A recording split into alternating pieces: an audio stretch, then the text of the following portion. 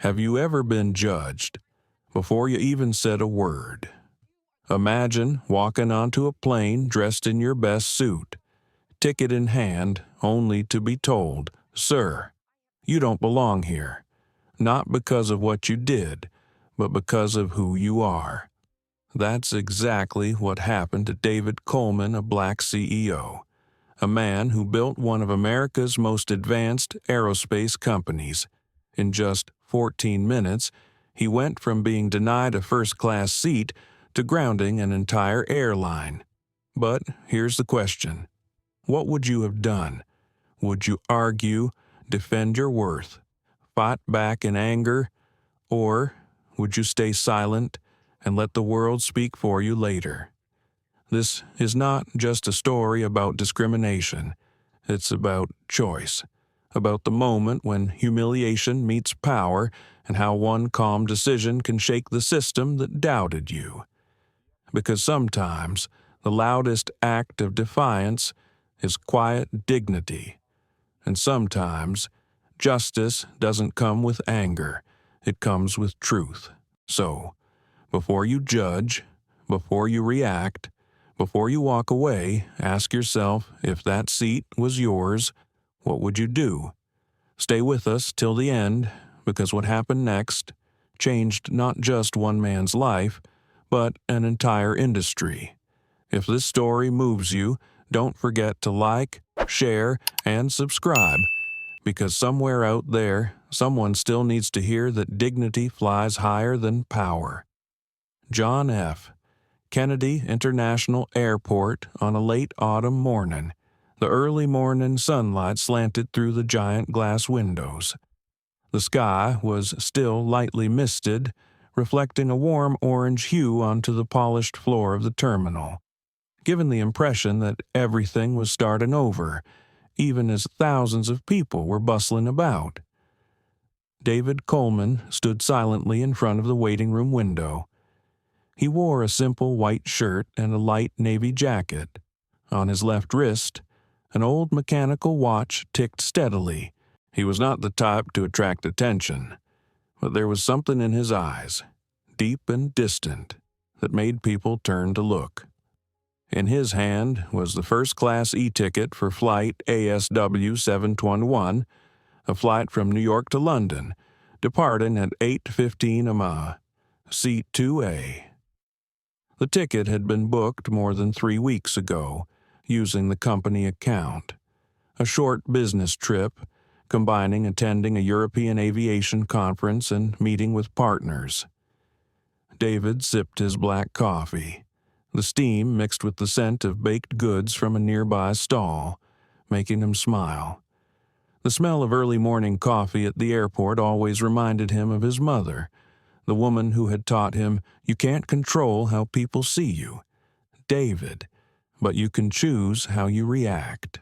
That saying has stayed with him for 43 years, from the days when he was the only black kid in his suburban high school science class, to when he became an engineer at NASA, and then CEO of Coleman Aerodynamics, America's leading manufacturer of aviation safety sensors. For him, work is like breathing, and the responsibility is not just a contract, but the lives of millions of passengers every day, 10 to 8.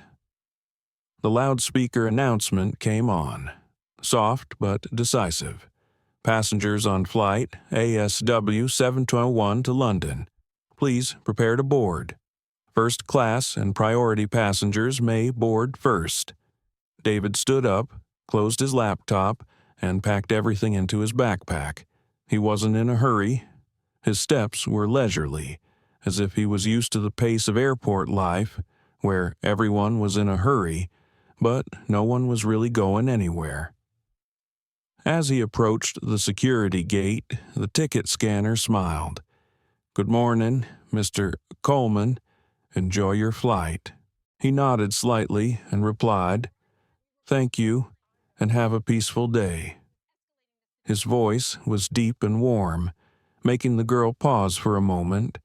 Perhaps not many people wished airport staff a peaceful day instead of a nice day. American Skyway's first class was right at the front, with only 8 seats. The lighting was a soft yellow, the seats were light leather, and there was a faint scent of perfume. David walked down the aisle to his seat 2A by the window on the left side of the plane. He put his backpack on the overhead rack, sat down, and adjusted his seat belt. The feel of the cool leather seat against his back, the faint scent of essential oils, it all helped him relax. He turned on his phone and checked his email about his upcoming speech in London. The subject, sensor technology and the human factor in aviation safety. He chuckled. The human factor. That phrase always troubled him. So many accidents, so many technical errors ultimately stemmed from one simple thing, people forgetting each other. Outside, the morning light shone on the wings of the plane. Everything was strangely quiet, until the sound of high heels clicking softly on the floor. A female voice rang out behind him, polite, but a little suspicious. "Excuse me, sir, can I see your boarding pass?" David looked up. Before him stood a woman in her 30s, slim, with her hair pulled back in a bun, wearing the dark blue uniform of a flight attendant. Her name tag read Amanda Lewis. He showed the e-ticket on his phone. Amanda looked at it, her eyes wavering slightly. Seat 2A, first class. Are you sure this is the right ticket? Sometimes there are errors in the system. Her voice was soft, but the way she said it, the slight pause on sure, was enough to tell David something. He smiled. Still polite, I'm quite sure, but you can double-check if you need to. Amanda nodded slightly, said, "I will be right back," and walked away. David didn't react. He was used to that kind of suspicion the first glance at someone, judging them not by their eyes but by the color of their skin, or the way they dressed. But he didn't feel angry, just tired the tiredness of proving himself too many times in his life. A few minutes later, Amanda returned. A formulaic smile played on her lips. "I'm sorry for the inconvenience, sir. We just had to confirm something. Would you like a drink before takeoff?" David just nodded. "Water, please, no ice." As she walked away, he whispered to himself, "It's just another morning." But deep in his eyes, there was a small light, like the intuition of an experienced person knowing that something was coming. He looked out the window. Outside, the sun was fully up, its reflections making a metallic sheen on the wings of the plane. Beautiful, but cold. The loudspeaker sounded again. The cabin door closed. The flight attendant walked through the cabin, checking seat belts. Amanda walked past again.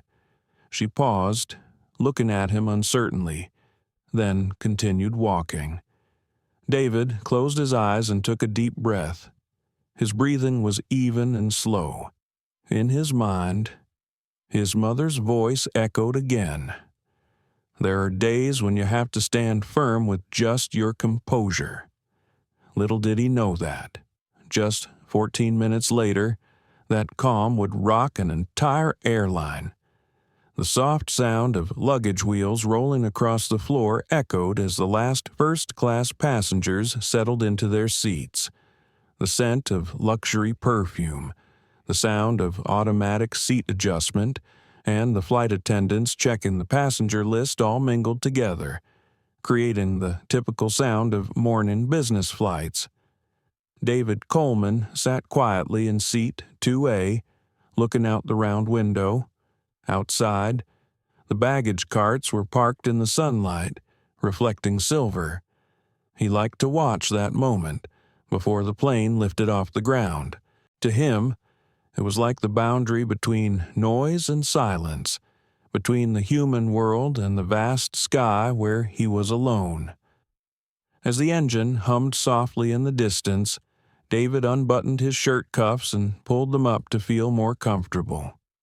Everything was normal until a tall man entered the cabin, a light gray suit, a dark blue silk tie, and a confident walk, as if he belonged there.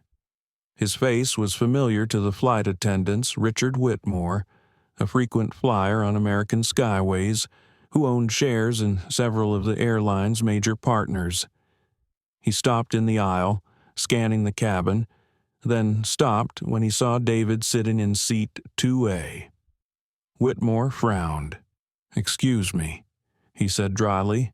"This seat is 2A, right?"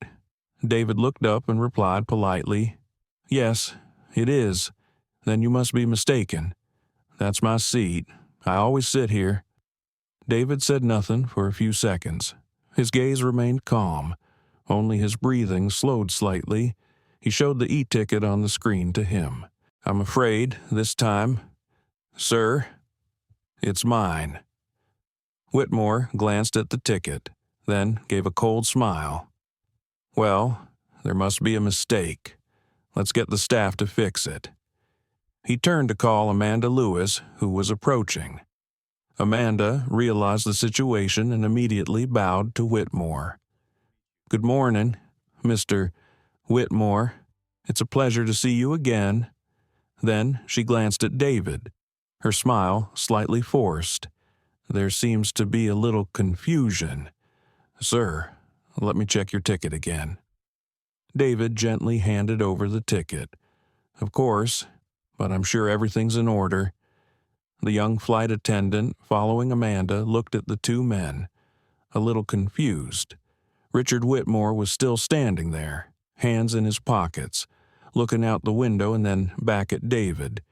"You know," he said slowly, "sometimes these systems get it wrong. They'll fix it. Don't worry."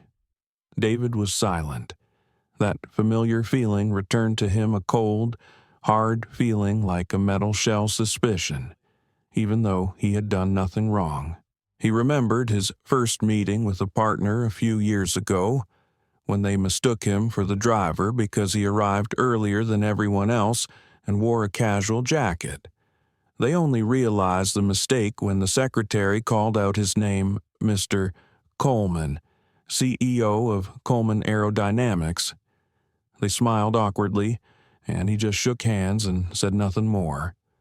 Amanda returned after nearly 2 minutes. "I've checked with the system," she said, her voice soft but firm. "It shows Mr. Whitmore usually sits in this seat. There might be a booking error. Mr. Coleman, would you mind taking seat 4C for this flight? It's still first class." David looked at her. His voice was calm, but his eyes were deep, as if looking into the depths of her heart. "Ms. Lewis, I'm afraid that's not my problem to fix. I paid for 2A, and I'll stay in 2A." The cabin seemed to slow down for a few seconds. A few passengers looked up, eyes curious. Whitmore frowned, his lips curling slightly. "You know, this isn't about money," he said. "It's about status. People have expectations." David turned back, smiling faintly. "And yet, we're all heading to the same sky, aren't we?" Amanda blushed slightly. She wasn't used to being put between two pressures, a familiar VIP and a calm but determined passenger. She looked at her watch. "We're about to depart. Please, gentlemen, I'll sort this out immediately. David Gatt Jow, take your time. I'm not going anywhere." The statement was simple, but in that moment, it resonated like a declaration. Amanda hurried to the cockpit and contacted ground control. Whitmore remained standing, his breathing labored. "I fly this route every month," he muttered. "Never seen anything like this." David fell silent, his gaze returning to the window. He saw his reflection in the glass, a middle-aged black man with a tired face but unwavering eyes. His mother's voice flashed through his mind. "Sometimes Your silence is the loudest answer. A little boy walked by, holding his mother's hand tightly. He looked at David, then at Whitmore, who was standing in the middle of the aisle. He asked softly, "Mom, why is that man so mad?" His mother gently pulled him away. But David heard. He smiled slightly, a quiet, bitter smile. A few minutes later, Amanda returned, followed by a security guard in a black uniform. "Gentlemen," she said, "we're trying to resolve the seating issue, for safety and comfort. I'll ask both of you to wait until we clarify this. Whitmore, Lap, Tuck, Noy. There's nothing to clarify. That's my seat." The security guard glanced at the two, then turned to Amanda. "What's the system say?" Amanda hesitated, then replied softly. "Technically, the booking shows Mr. Coleman as the seat holder, but Mr. Whitmore is a priority passenger." David interrupted, his voice still light.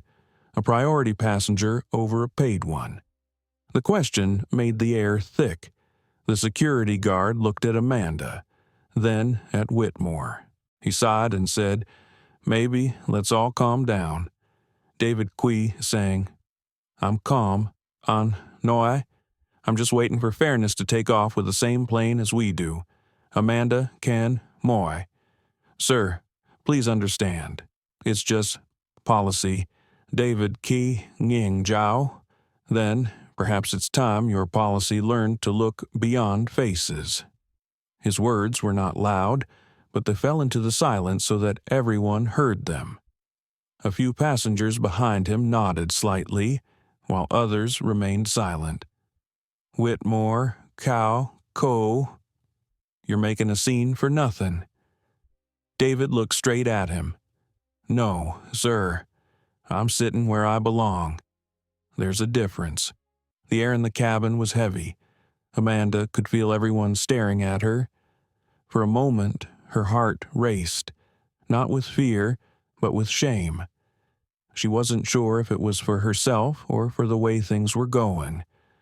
A voice rang out from the cabin flight attendants. "Please prepare for takeoff." Amanda looked at her watch. They couldn't delay any longer. She took a deep breath and turned to Whitmore. "Mr.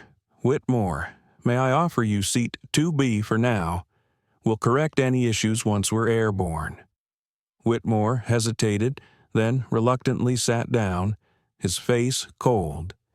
David said nothing more. He adjusted his chair slightly, looking out. The sky had brightened, the wings of the plane reflecting silver. Amanda walked over, trying to regain her composure. Her hands were shaking slightly as she served David his drink. He took the glass and nodded his thanks. "Thank you, Ms. Lewis," she softly replied. "You're welcome, Mr. Coleman." Then she walked quickly back. In her head, the sound of his voice still echoed, "Perhaps it's time your policy learned to look beyond faces." Outside the window, a technical vehicle moved slowly around the fuselage. No one noticed. David watched, his eyes dark. Little did he know that in a few minutes, that very same technical vehicle would become the first sign of something much bigger, something none of them could have imagined. For now, everything was normal. Only one black man sat quietly in his first-class seat, keeping his silence as a protest, and somewhere inside him, something was stirring, not with anger, but with the belief that justice did not need to be loud. It needed to be as steady as breathing.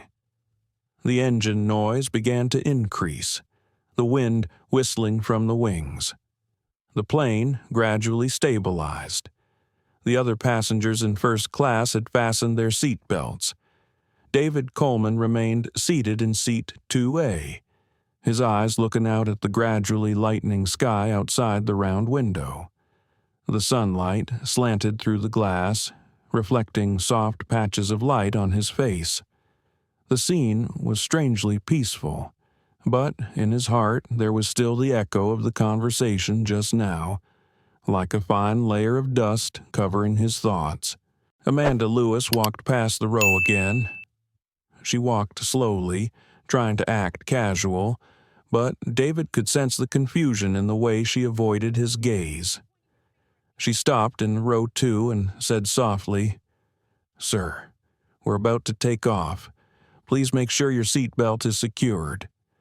David nodded and replied, "It is." His voice was calm, but his eyes remained fixed out the window. He didn't want to let his discomfort become anything more. Inside him, his mother's voice rang out again.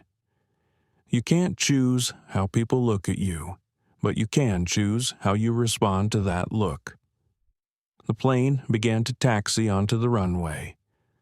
Whitmore sat in seat 2B, holding a large newspaper, but his eyes never left David. His gaze was cold and long, like an invisible measure of worth. In that moment, David suddenly remembered his first interview at NASA more than 20 years ago. When he entered the room, the white manager looked at him, only for 3 seconds, then asked, "Are you sure you're in the right room?" 3 seconds, just 3 seconds, for someone to decide where you belonged. He answered by being silent, placing the satellite project file he had designed on the table, and waited. 10 minutes later, they hired him. Now, in the cabin, those 3 seconds were repeating themselves. Whitmore's eyes held the same familiar prejudice, and David knew he was reliving the same test, only this time with more spectators. The plane taxied down the runway, then gently lifted off the ground. A slight vibration silenced everyone. When the plane reached a stable altitude, the indicator lights turned off, and the sound of seat belts being unbuckled made a rustling sound. Amanda announced over the loudspeaker, "Ladies and gentlemen, we've reached cruising altitude. You may now move around the cabin." David opened his laptop, intending to review his conference presentation. A few minutes passed, and the atmosphere returned to normal. Amanda served drinks, her formulaic smile returning. When she stopped beside David, he said softly, "Just water again." "Thank you." She nodded, but before leaving, she whispered, barely loud enough for him to hear, "I didn't mean to offend you earlier." David looked at her, his eyes softening. "I know," he replied, "but sometimes meaning doesn't matter as much as the habit behind it." She froze for a moment, then nodded slightly. "You're right," she said, and walked away, leaving a short but thoughtful silence. Whitmore sat nearby, flipping through his newspaper. "You people always take things so personally," he muttered, not looking up. David turned to him, his voice even. "And you people always say it's not personal." Whitmore was silent, but his shoulders were stiff. David didn't want to argue. He opened his laptop, the light reflecting off his calm face. He just needed to stay calm, as he did in every tense meeting, on billion-dollar projects. He understood. There were battles that couldn't be won with words. The cabin door opened, and a little girl, about 8 years old, followed her mother from business class to use the restroom in front. She had big eyes and soft, curly brown hair. As she passed, she looked at David and asked her mother in a small voice, "Mom, is he a pilot?" Her mother smiled. "No, honey, he's a passenger." The girl nodded. "He looks like he knows things." David chuckled. "I hope I do, young lady," he replied warmly. The girl smiled and continued walking. It was a brief moment, but it lightened the mood. Amanda watched, her eyes softening. There was something about this man that made her feel both regret and respect. She had flown hundreds of flights, met thousands of passengers, but she had rarely seen anyone so calm in the midst of stress. The plane hit a patch of turbulence. The water tray rattled. David frowned slightly, his fingers unconsciously touching the small bracelet on his wrist, a gift from his wife, Lena, before the trip. On the inside was engraved a small line, "Hold steady, you were born to fly." He read it silently whenever he felt uneasy. Whitmore spoke again. "Must be nice, flying first class for once." The sentence was light, but carried a layer of sarcasm. David did not respond. He just put the laptop aside, poured some water, took a sip, then turned around and said slowly, "I've spent my whole life making sure people like you arrive safely at places like this." Whitmore sneered. "Oh, are you in aviation?" David smiled slightly. "Something like that." Amanda turned around just in time to hear the conversation. She looked at David, suddenly wanting to ask more, but her work held her back.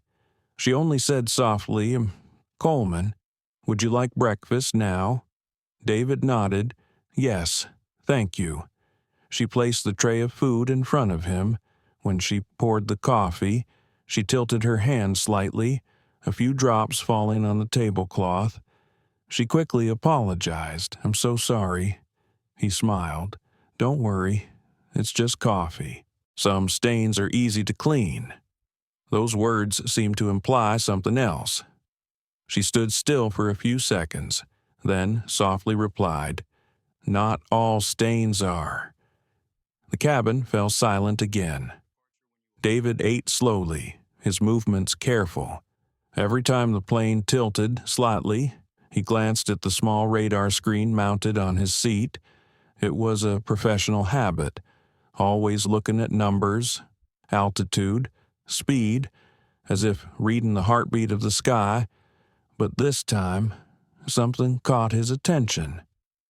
The data on the screen showed a small warning symbol, nothing obvious, just a faint signal. A normal engineer might have missed it, but for David, it was something he couldn't help but notice. He frowned, looking out at the wing. Everything was normal, except for the light reflecting off the metal.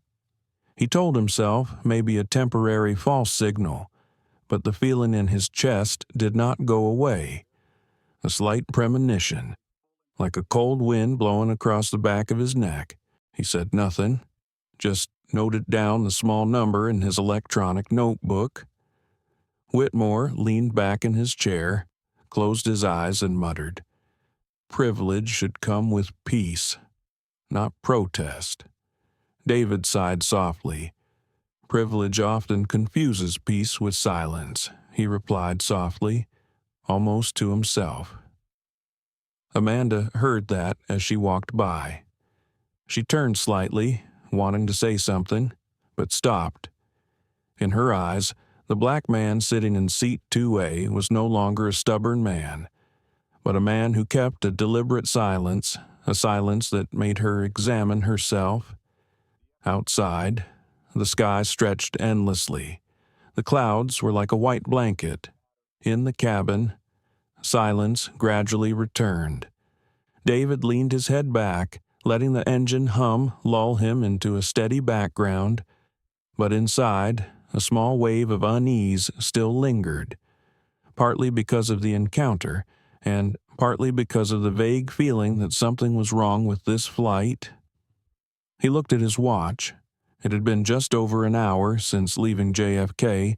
Everyone seemed relieved. And he, in the silence, began to piece together the fragments of his senses. The system, the warning signal, and the faint light on the left wing he had just seen. Little did he know that, in a few minutes, those doubts would become true. And every look that had rejected him would be forced to look back, not because of the color of his skin, but because of the one thing that made him different, his belief in what was right. Even if in the first 3 seconds of their gaze Others did not believe he belonged there. The air in the cabin was as still as a lake. The engine hummed steadily, but inside David Coleman, a void was spreading. He was still sitting in seat 2A, laptop closed, eyes looking out at the sky ahead. White clouds rolled by, soft light through the thick glass, reflecting on his calm face. He was no longer angry, nor did he want to think about the conversation with Whitmore anymore. But somewhere in his heart, he still heard the same old question. Why do they always think he doesn't belong here? He took a deep breath, his breath slow and steady. Amanda Lewis was patrolling the cabin. She stopped in front of the third row, checked the water tray, then glanced at him. She had avoided David's eyes since takeoff, but every time she passed, she felt like he was looking through everything she was trying to hide. His silence wasn't anger, it was self-reflection. Whitmore was still sitting in 2B, reading the business paper. He glanced over occasionally, as if to remind himself that he was still there, still convinced that his seat was an error. David did not return the glance.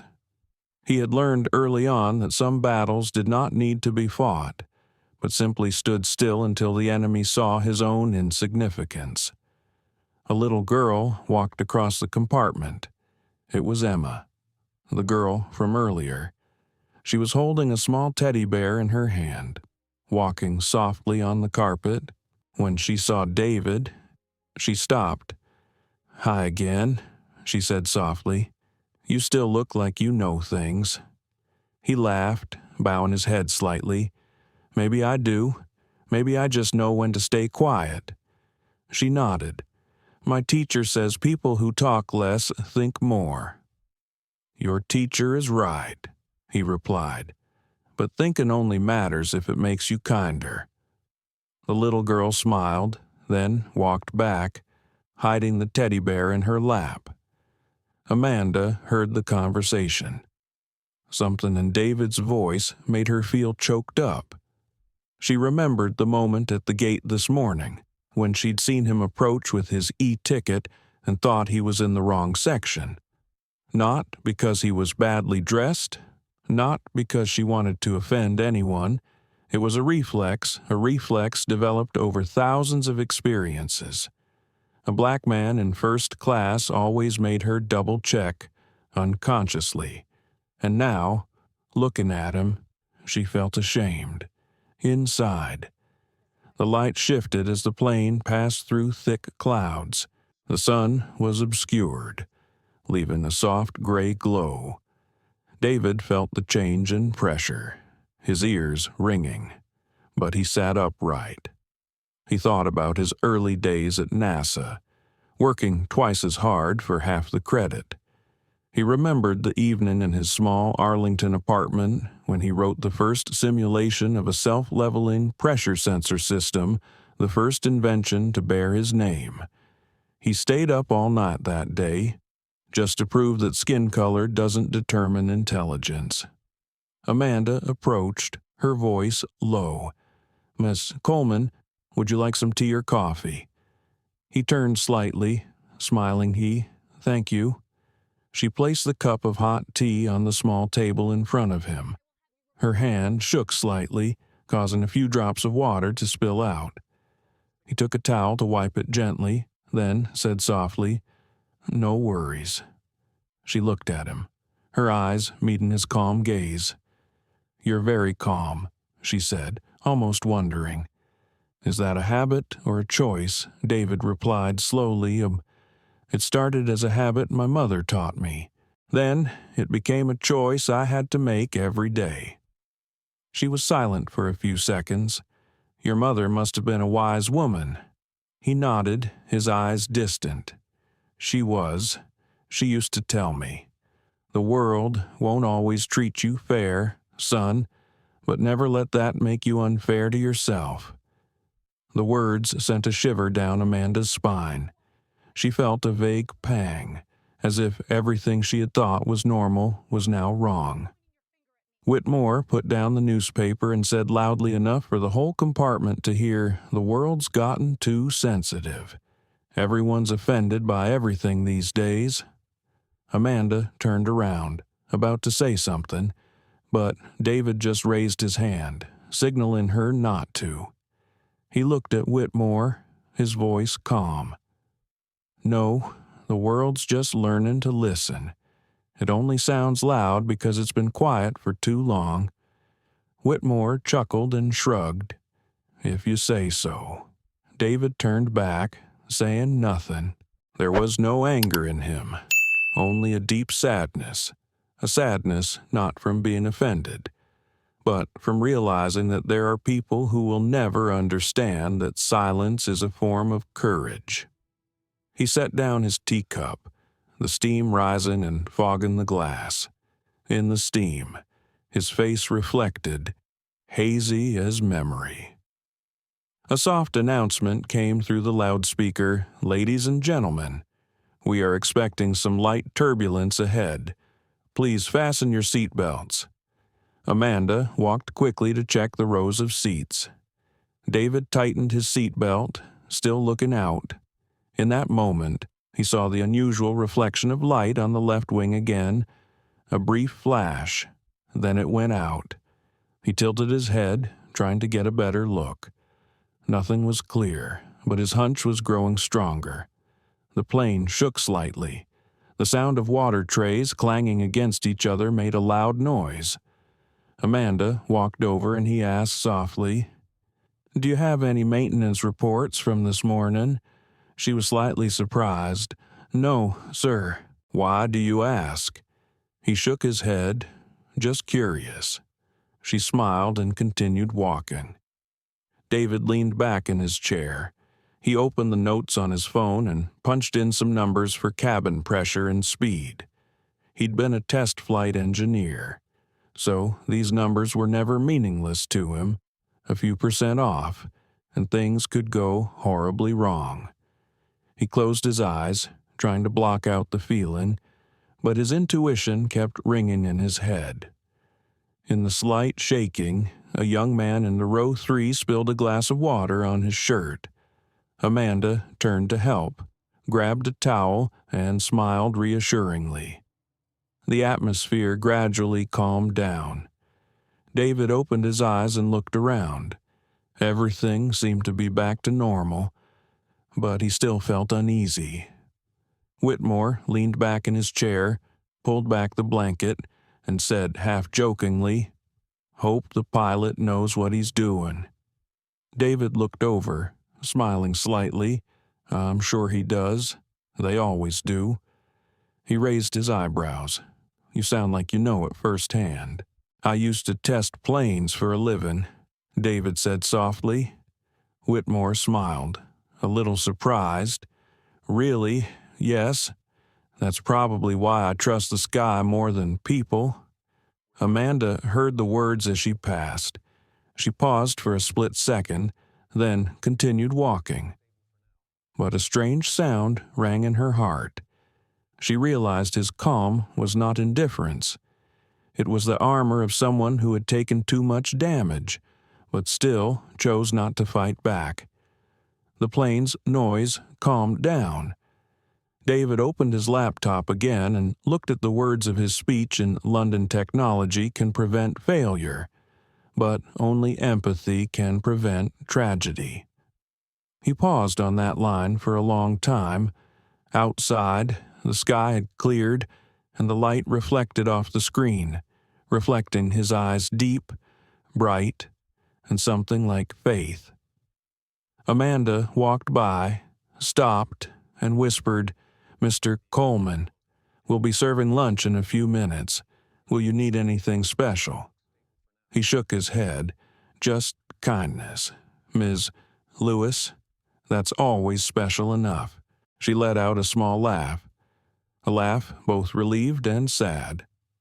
"I'll try," she said, and left. David watched. The waves within him calmed. Silence, he knew, was not weakness. It was the only way to hear the true sounds of the world. A small sound, but clear the metallic vibration of his left wing. He lifted his head, his eyes gleaming with suspicion. Something was seriously wrong. He pressed the call button for flight attendants. When Amanda turned back, he said slowly, "Ms. Lewis, I think there's something you might want to check. I just heard a vibration from the left wing." She frowned, looking out the window. "I can't see anything." He replied, "It's subtle, but you should inform the cockpit, just in case." She nodded, confused, then quickly stepped forward. David leaned back in his chair and took a deep breath. Outside, the sky was a calm blue. Little did he know, his silence and his words were about to change everything. The plane's wings reflected the dazzling sunlight, the light sparkling like thousands of small pieces of glass. David Coleman was still sitting in seat 2A, his hands resting lightly on his thighs, his eyes looking out. In the cabin, the passengers had begun to get used to the rhythm of the long flight. Some had their laptops open to work, others were asleep. The steady sound of the plane, the sound of glasses clinking together created a small but persistent rhythm. Only he could not completely calm down. From the moment Amanda left to inform the captain about the sound he heard, he felt like every sense in his body was tense, waiting for something. 2 minutes passed, then 5, and no one returned. David reassured himself that it was probably just a normal vibration. He knew that sometimes his sensitivity as a former test engineer could make him overly cautious, but there was something in his intuition that he couldn't ignore. He opened his laptop and looked back at the note he'd just written, "Vibration 0.42, left wing, pattern inconsistent." It was a short string of numbers, but to him it sounded like a warning sign. Amanda turned back. Her face was tense, but she tried to keep her composure. "Mr. Coleman," she said softly, "the captain said all systems are normal. He appreciates your concern." David nodded. "That's good to hear." She started to leave, but his gaze stopped her. "You still think something's wrong?" she asked. "I hope I'm wrong," he replied, "but hope doesn't fix metal." Amanda didn't know what to say, so she just nodded and walked back. His words kept ringing in her head. She felt nervous, not just because of the vibration, but because of the way he said it.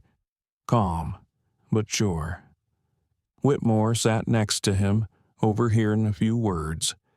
He chuckled engineers, always worried about noises. "I've been flying for decades. These planes are built to last." David looked at him, his eyes not angry, just cold. So are people, but sometimes they break too. Whitmore wanted to say something, but then fell silent. He realized there was no way to make this man lose his temper. Amanda continued working, but her mind was unfocused. She noticed every sound, every vibration, every time she passed row 2A. She glanced out the window on her left. It was still just light, white clouds, blue sky, but David's silence made her feel even heavier. The plane passed through thin air, shaking slightly. A female passenger in row 4 let out a small cry after spilling a glass of water. Amanda rushed to help, smiling reassuringly. David watched the scene, suddenly remembering his younger days, when he was first allowed to sit in the cockpit of a test plane. He remembered the roar of the engines, the smell of oil, and the feeling of his heart racing as the gauge needle oscillated beyond safe limits. At that moment, he understood that calmness was not inborn, but a choice between fear and reason. The footsteps sounded again. Amanda returned, this time with another flight attendant. She whispered, Mr. Coleman, the captain would like to know if you noticed the vibration again." David listened for a few seconds, then shook his head. "Not yet, but it came in short intervals. You might want to check the hydraulic pressure." She nodded. "I'll tell him." Whitmore glanced at him and shook his head slightly. "You're really taking this seriously." "Huh," David replied slowly. "I take lives seriously." He was silent. For some reason, that simple statement made him feel embarrassed. In the cabin, little Emma walked by with her mother. She stopped, looked out the window near David, and asked her mother, "Mom, why does the wing move?" Her mother smiled, "So the plane can stay in the sky." David heard that, chuckled, and turned. "She's right. Wings move so we can stay balanced. Even in the air, balance is everything." The little girl looked at him, nodded. "You sound like my teacher." "Maybe because I still have things to learn," he replied. When mother and daughter were gone, Amanda returned, this time with a more serious expression. "Mr. Coleman," she said quickly, "the captain asked me to thank you for the suggestion. He's checking the pressure data right now. He said it's slightly irregular." David nodded. "Then I was right to worry." She pursed her lips, then asked softly, "Is it dangerous?" "Not yet," he replied, his voice low, "as long as they act fast." Whitmore sat beside him, putting the newspaper down. "Wait," he said. "You mean there's a problem?" David looked at him, his voice still calm. "There's a chance. Nothing's confirmed." He sighed. "Well, that's reassuring." David looked outside, the light flickering again. He tilted his head, as if trying to feel the familiar vibration. "It's starting again," he said softly. Amanda turned, frowning. "Are you sure?" "Yes." "Left wing, inner panel." She looked around, then bent down and whispered, "I'll tell the captain immediately." As she walked quickly forward, David could hear his heart pounding. He felt a light sweat on his palms, not from fear, but from instinct. The instinct of someone who had faced situations where even the slightest mistake could cost him his life. 5 minutes later, Amanda returned. Her face was pale. "Mr. Coleman," she said softly, "the captain would like to speak with you. Could you please come to the front cabin?" Whitmore looked up. "What's happening?" Amanda tried to keep her voice calm. "Just a routine check, sir." David unbuckled his seatbelt and stood up. His eyes glanced at row 2A, as if remembering. He said softly, "Keep my seat warm. Mr. Whitmore, I'll be right back." Whitmore said nothing. He stepped forward. The sound of the engine grew louder as he approached the cockpit door. Amanda opened it, signaling him to enter. In the cockpit, Captain Hale was staring at the instrument panel. He was about 50, with short, silver hair and a hoarse but clear voice. "Mr. Coleman, I understand you used to work in aerodynamics." "That's right," David replied. "NASA, and now Coleman Aerodynamics." Hale nodded, pointing to the small radar screen. "We're getting irregular hydraulic pressure readings. It's fluctuating on the left wing system. Could be a sensor glitch, could be a leak. You think you heard a vibration?" "Yes," David said, "and it's not random. It comes in a repeating pattern likely from the pump valve cycle. If there's a leak, it could fail under strain." Hale was silent for a few seconds, then said, "I'll run a check with maintenance logs." David pointed to the corner of the screen. "You should also isolate the auxiliary pump. If it's misaligned, it can overload the system." Hale looked at him, a little surprised. "That's sharp." he said. "Are you sure you're not still working for NASA?" David chuckled. "I never stop thinking like I do." A minute passed, then 2. Data updated. Hall frowned. "Damn, pressure dropping by 3% every minute." David said slowly, "Then you need to land. Captain, as soon as possible." Hale nodded, picked up the radio. "This is flight ASW-721 requesting emergency landing clearance." Amanda stood outside the door, her hands clenched. When David stepped out, she asked quietly, "Is it bad?" He simply replied, "We're lucky we caught it early." She gasped, her eyes straining. "How did you even notice it sometimes?" he said. "You just have to listen to what others ignore." He returned to seat 2A. Whitmore looked at him, confused. "Everything okay?" David smiled. "It will be." Whitmore nodded, but there was genuine concern in his eyes. No more sarcasm, no more attitude, just silence. Amanda announced over the loudspeaker, "Ladies and gentlemen, due to a technical issue, the captain has decided to return to JFK for safety. Please remain seated and calm." A slight commotion spread throughout the cabin. Emma hugged her teddy bear tightly, looking up at her mother. David turned and smiled softly at her. "Everything's fine. The sky's just given us a second chance to touch the ground." The girl smiled softly, her eyes clear. Meanwhile, the plane began to descend. David looked around. Everyone was silent now, even Whitmore. Amanda passed by, stopped slightly, her eyes and smile grateful. He nodded slightly. There was no more anger in his heart. There was only one thing left, the strange peace of knowing he had done the right thing. And row 2A, which had been the start of a small collision, had now become the start of something much bigger, where one man was suspected of saving an entire flight. The announcements faded and then stopped, replaced by a nervous murmur from the passengers.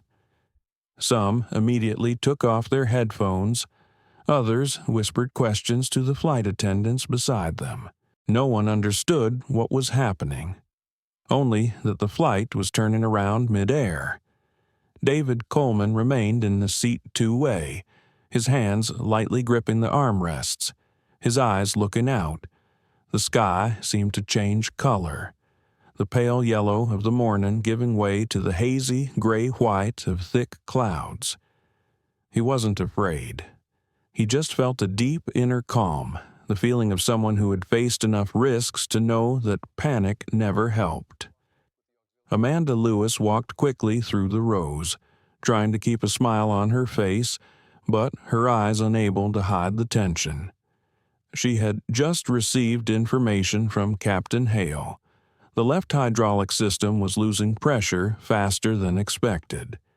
If she did not make an emergency landing within 20 minutes, there was a high risk of losing control of the flaps.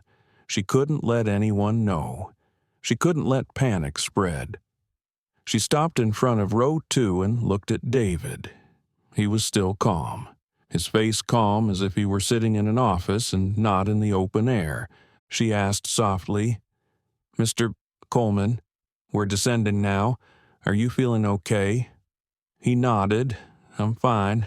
Just make sure everyone stays calm. The crew will need focus." She replied softly, "I will. Thank you." Whitmore, sitting next to him, lost his usual arrogance. He looked out, his eyes showing fear. "You think it's serious?" he asked quietly. David turned back, his voice low. "It's under control. The captain knows what he's doing, but in his heart, he knew things were on the line. When one hydraulic system failed, the ability to control the plane depended entirely on the 2 remaining backups. If the leak continued, anything could happen." Little Emma started crying softly in the back row. Her mother quickly hugged her and comforted her. "It's okay. Honey, we're safe." David turned to look. a small smile on his lips. The little girl saw him, tears still in her eyes. He spoke softly, his voice warm. "You see those wings out there? They're strong. They bend so we don't break." The little girl stopped crying and looked in the direction he was pointing. "They're bending now," she whispered. He nodded. "That means they're doing their job." That short sentence spread around, causing a few adults to let out a small sigh. A male passenger behind her leaned over and whispered, "He's right, isn't he?" Amanda smiled, trying to stay calm. "Yes, sir, everything's okay." But inside her, each beat of her heart was like a drum. The sky outside shook again. The plane tilted slightly to the left. There was a faint clinking of food trays. Someone began to pray. David kept his eyes on the wing. He heard the vibrations, this time clearer, deeper, a low metallic hiss that echoed in each beat. He said softly, almost to himself, "It's spreading." Amanda heard. She leaned down and asked softly, "What do you mean?" "The leak," he replied, his voice low. "It's getting worse." She paused for a moment, then said quickly, "Stay here. I'll tell the captain." David held her back with his eyes. "Don't tell the passengers anything yet. Just tell them to check the auxiliary valve. If it's open, the pressure will drain faster." She nodded, then almost ran forward. Whitmore put a hand to his forehead, sweat beading. "We're really in trouble, aren't we?" David didn't answer right away. He just said, "We're in the sky. Trouble is always one layer below peace." In the cockpit, Captain Hale took in Amanda's information. He nodded, checking the subsystems. As David had said, the bypass valve was still partially open, an automatic error that hadn't been detected because of the signal delay. Hale closed the valve immediately, and pressure rose slightly. He took a deep breath, then turned to the co-pilot. "Whoever that passenger is, he just bought us time." Amanda returned to the cabin, relieved. She leaned over David and whispered, "You were right.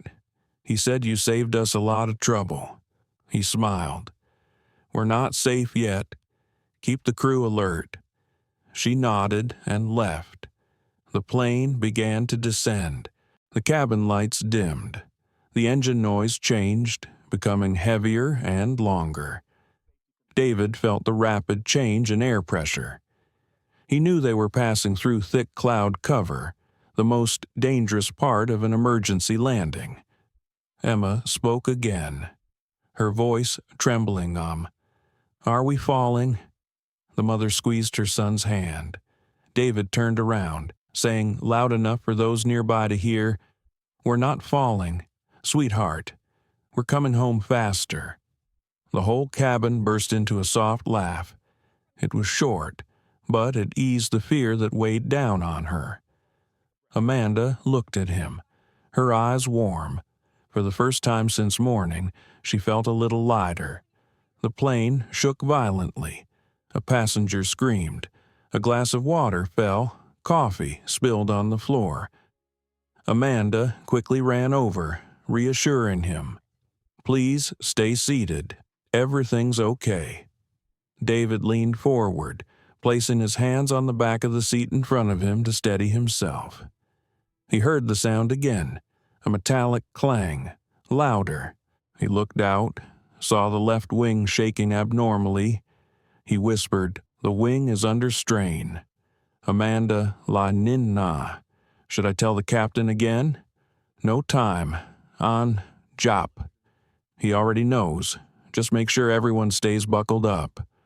She nodded, turned back to the back of the cabin, and shouted, "Seat belts on.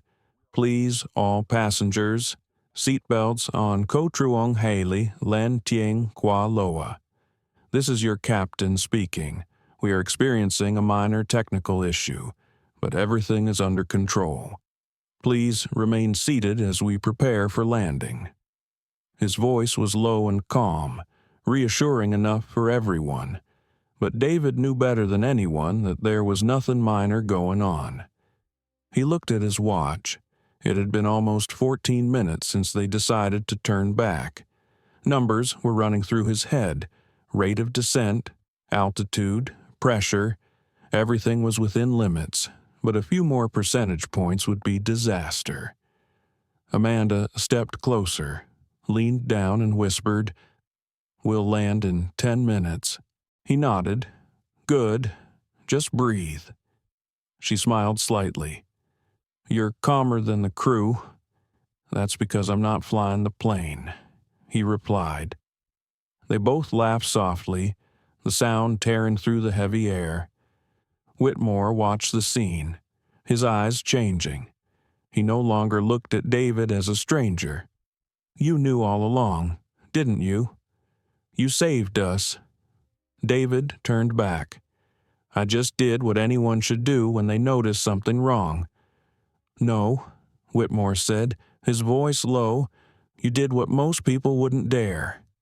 The plane shuddered again, then slowed. A heaviness pressed against their chest as they began to approach the ground. David looked out the window, saw the clouds part, small buildings appearing in the distance. He exhaled, soft but deep. Emma shouted, "Look, Mom, we're home." Laughter echoed through the cabin. Amanda stood nearby, tears welling in her eyes but still smiling. "We made it," she whispered. The plane touched down hard, the wheels screeching against the tarmac, then stopped amid a metallic clang and a collective sigh of relief. Some cried, some prayed. David remained seated, his eyes closed. When he opened them, the New York morning light poured in through the window, as bright as ever. He smiled slightly and said softly, almost to himself, 14 minutes, just enough." Amanda walked by, leaned down and whispered, "You really did it, Mr. Coleman." He looked at her and replied softly, "We all did. I just happened to be listening." A tear fell down her cheek, mixed with a relieved smile. And in row 2A, the man who was once suspected because of his skin color sat quietly, not proud, not gloating, just feeling at peace. Perhaps justice is not something one has to shout to demand. Sometimes it just needs to be seen. In the moment, a person chooses to be silent, but that silence saves the whole sky. The plane doors remained closed, the engine noise gradually fading. The passengers were silent for a few seconds. Then a wave of applause erupted, loud and long. Some stood up, some cried, some hugged each other. Amanda Lewis stood at the front, her eyes red but still smiling professionally. She thanked each passenger in a slightly trembling voice, trying to keep her breathing even. No one said it, but everyone understood they had just crossed a fragile boundary between life and death. David Coleman remained seated in row 2A, his seatbelt still fastened, his eyes looking out. He saw the silhouettes of fire trucks and engineering vehicles approaching the plane. The ground was damp with morning dew, reflecting the flickering lights like fallen stars. He let out a small sigh, not of fear, but of relief. 14 minutes, the number echoed in his head. Just 14 minutes and everything could have been different. Amanda approached him, her voice soft. "Mr. Coleman, the captain asked if you're okay. He'd like to thank you personally." David unbuckled his seatbelt and nodded. "Of course." He stood up, his shoulders straight, his steps steady, as if this flight hadn't almost turned into a disaster. As he walked toward the cockpit, the people around him fell silent. A few recognized him, the black passenger in first class, the one who, only an hour earlier, had been suspected of being in the wrong seat. They watched him pass with a mixture of respect and embarrassment. Captain Hale opened the cockpit door and held out his hand. "Mr. Coleman, I don't know how to thank you," he said, his voice hoarse but sincere. "If you hadn't noticed the vibration, we could have lost the left hydraulic system completely." David shook his hand, his eyes calm. "I just did what I was trained to do." "Still," Hale said, "you saved 250 people today." David smiled slightly. "No, Captain, we all saved each other," he said, looking out the window in front of the cockpit. Morning light filtered through the thin clouds, a brilliant gold. There was a moment of silence. Only the wind whistling softly outside the fuselage. Whitmore approached, looking embarrassed. His shirt was wrinkled, his tie loose, his eyes red with tension. He stood before David, opened his mouth several times but couldn't say anything. Finally, he just whispered, "I was wrong." David looked at him, his voice calm. "You weren't wrong about the seat, just about the person sitting in it." Whitmore bowed his head, saying nothing more. "Some apologies don't need to be long, just sincere." As passengers began to disembark, the airport engineering team filed in. One of them, the chief engineer, checked the left wing, then looked up at Captain Hale. "There's a leak," he said, his voice heavy. "The hydraulic line is cracked. If it had gone 10 more minutes, it would have burst completely." Hale clenched his fists, then looked at David. Their eyes met, without words. Both understood what had been avoided. Amanda stood by, silently watching the scene unfold. Her heart was filled with unspoken emotions. She remembered that morning at the boarding gate when she had asked David, "Are you sure this is your ticket?" She remembered his calm look, his short reply, "I'm quite sure." Now, the same person had just helped them escape disaster. She stepped forward and whispered, "Mr. Coleman, I owe you an apology." He turned back, smiling gently. "No need, Ms. Lewis. I understand how the world teaches us to see. It takes time to unlearn." She looked at him, her throat tight. "You're very kind," she said. "No," he replied, "just tired of anger and never builds anything." A security guard stepped forward, whispered to Hale, then looked at David. "Sir, we'll need your identification for the report. It's standard procedure." David nodded, taking his wallet from his pocket. He pulled out a shiny metal card, his company identification card. The inscription read, "David Coleman, Chief Executive Officer, Coleman Aerodynamics." The security guard was momentarily stunned. He looked at the card, then at David, his voice trembling slightly. "Sir, you're that David Coleman. Last time I checked." "Yes," he replied, smiling but his eyes serious. Amanda looked at the card, her eyes widening. In that moment, she realized the man she had suspected this morning was more than just a passenger.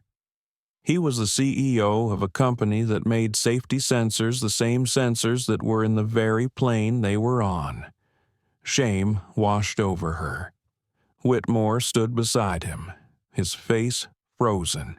You're the Coleman from Coleman Aerodynamics," he said slowly, his voice low. "The same company we signed the maintenance contract with last year." David nodded. "That's the one." The three of them stood still. No one said anything. The air seemed to freeze. It felt as if an invisible curtain had been pulled back, revealing the naked truth.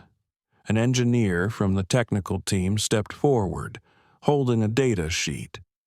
"Mr.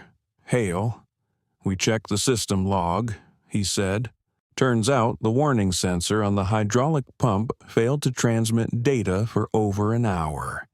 The fault line was registered but never triggered an alert. David looked at the data sheet, then said softly, "Model 6B. My company built that sensor 5 years ago. We recalled those models last year." Hale was surprised. Then why was it still installed? David was silent for a moment, then said slowly, "Because somewhere along the line, someone chose to save money instead of lives." Amanda looked at him, her eyes filled with tears. "You knew?" He shook his head. "I suspected. The vibration pattern told me. I just didn't want to believe it." Captain Hale sighed, then turned to the security officer. "We need to file this report immediately." The officer nodded, then whispered, "The FAA will be here soon." David looked around and saw Emma and her mother waiting at the exit. She was holding her teddy bear tightly and waving at him. "We made it," she exclaimed. He laughed and nodded. "Yes, we did." She looked at him for a moment, then said, "You look like a superhero." He replied softly, "Superheroes wear capes. I just wear patience." Everyone laughed, but there was something quiet in their laughter. Amanda said nothing. She stood looking at him, her heart in turmoil. She knew this moment would stay in her memory forever, not because of the near miss, but because of how he had handled it. When David stepped off the plane, no one said anything, but the whole cabin was silent. They watched him, as if sending off someone who had done something extraordinary without any announcement. Outside, the morning light flooded JFK. The sounds of sirens, trailers, and loudspeakers echoed everywhere, but to David, they all seemed distant. He took a deep breath, feeling the cold air on his face. A young reporter, who had probably heard the news, ran up and asked, "Sir, can we have your name? People are saying you helped save this flight." David just looked at her and said softly, "I'm David Coleman. I didn't save a flight. I just listened to it." He turned and walked away, his gait slow but determined. In the golden light, his blue jacket reflected the sunlight, like a small streak of light in the crowded crowd. Behind, Amanda stood at the plane door, watching, whispering the man in 2A. That same afternoon at JFK Airport, an emergency meeting was held in a closed room of American Skyways. Men in dark suits, laptops open on tables, cold fluorescent lights reflecting off the polished steel surface. No one spoke loudly, but the atmosphere was thick. At the head of the table, Mark Henderson, the airline's director of operations, held in his hand the incident report from flight ASW721, a flight that had just turned into a disaster, if not for one special passenger. "David Coleman," he said aloud, his voice thick, "CEO of Coleman Aerodynamics, the man who detected a sensor failure that our systems weren't registering, the man who helped the captain detect a hydraulic leak, and he just confirmed with the FAA that the sensor on that plane was the recalled model." The conference room was dead silent. Only the clicking of pens and the rustling of paper could be heard. One of the technical staff spoke up. "Those models were supposed to be replaced last year. There might have been a delay in the maintenance process." Mark raised his head, his eyes cold. "Delay. A faulty sensor can cause 250 deaths. You call that delay?"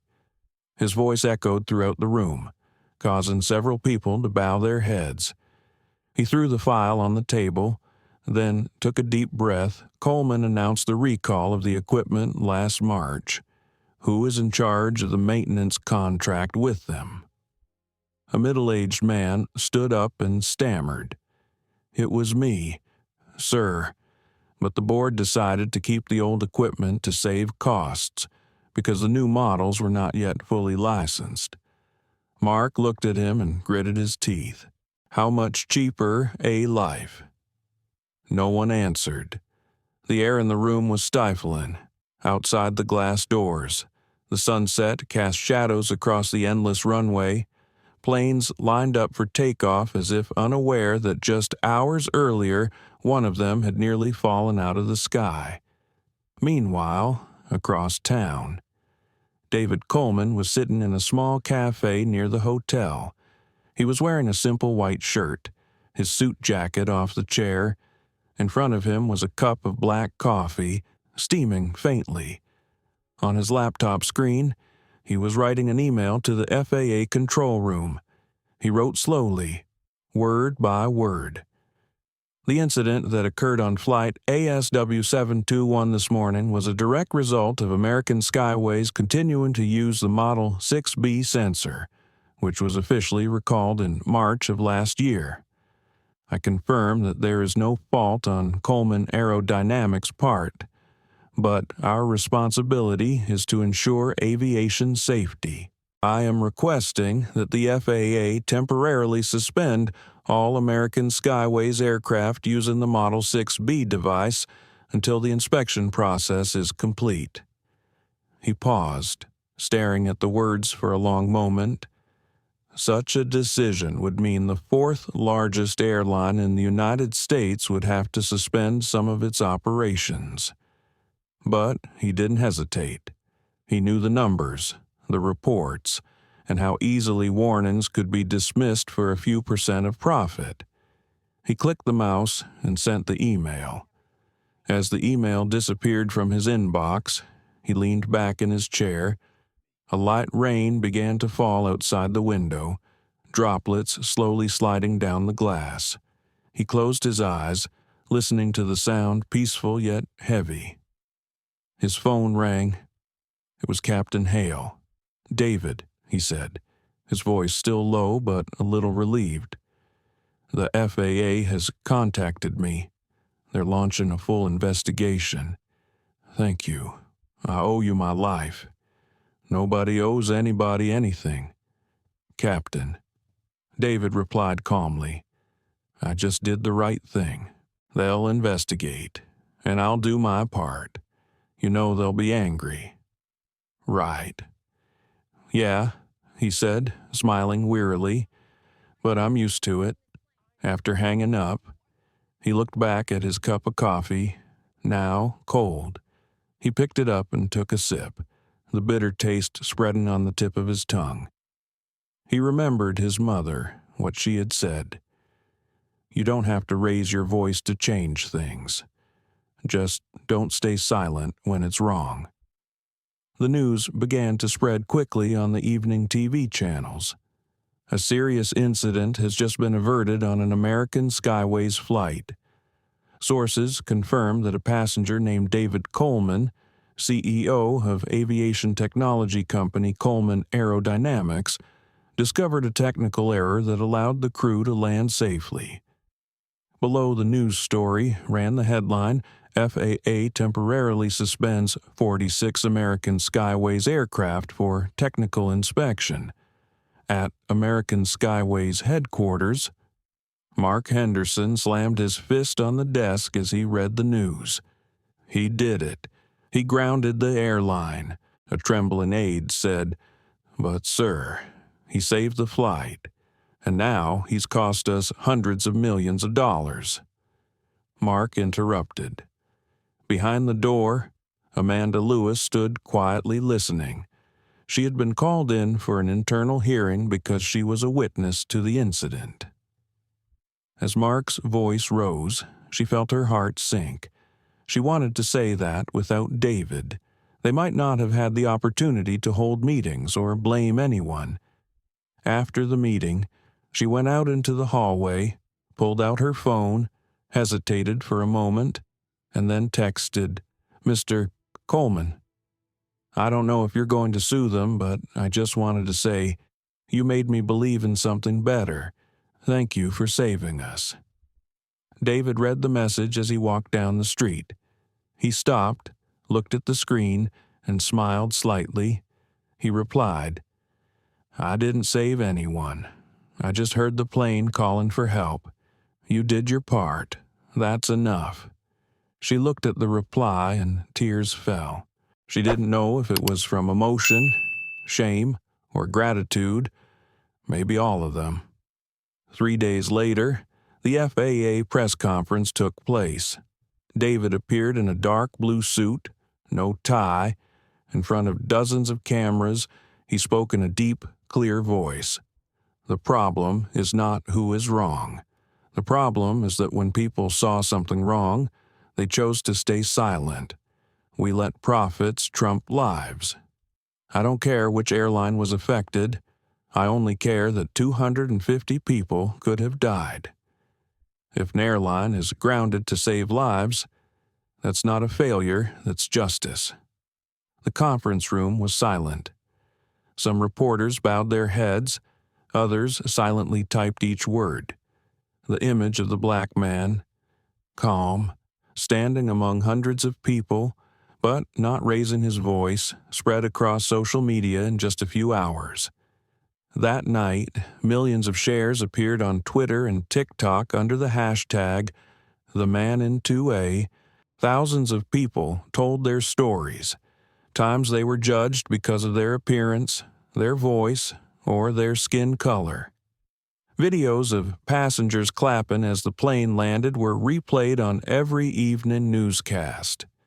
In a short interview, a journalist asked David if you could go back in time, would you do anything differently? He replied, smiling slightly, "No, but I hope the world will change enough so that next time, no one will have to prove that they deserve their seat." The quote became a viral meme. A local TV station even did a program called The Seat of Dignity. Late that night, David returned to the hotel. He stood by the window, watching New York City glow beneath him. Car horns blared, the wind whistled through the tall buildings, and he thought about that morning flight.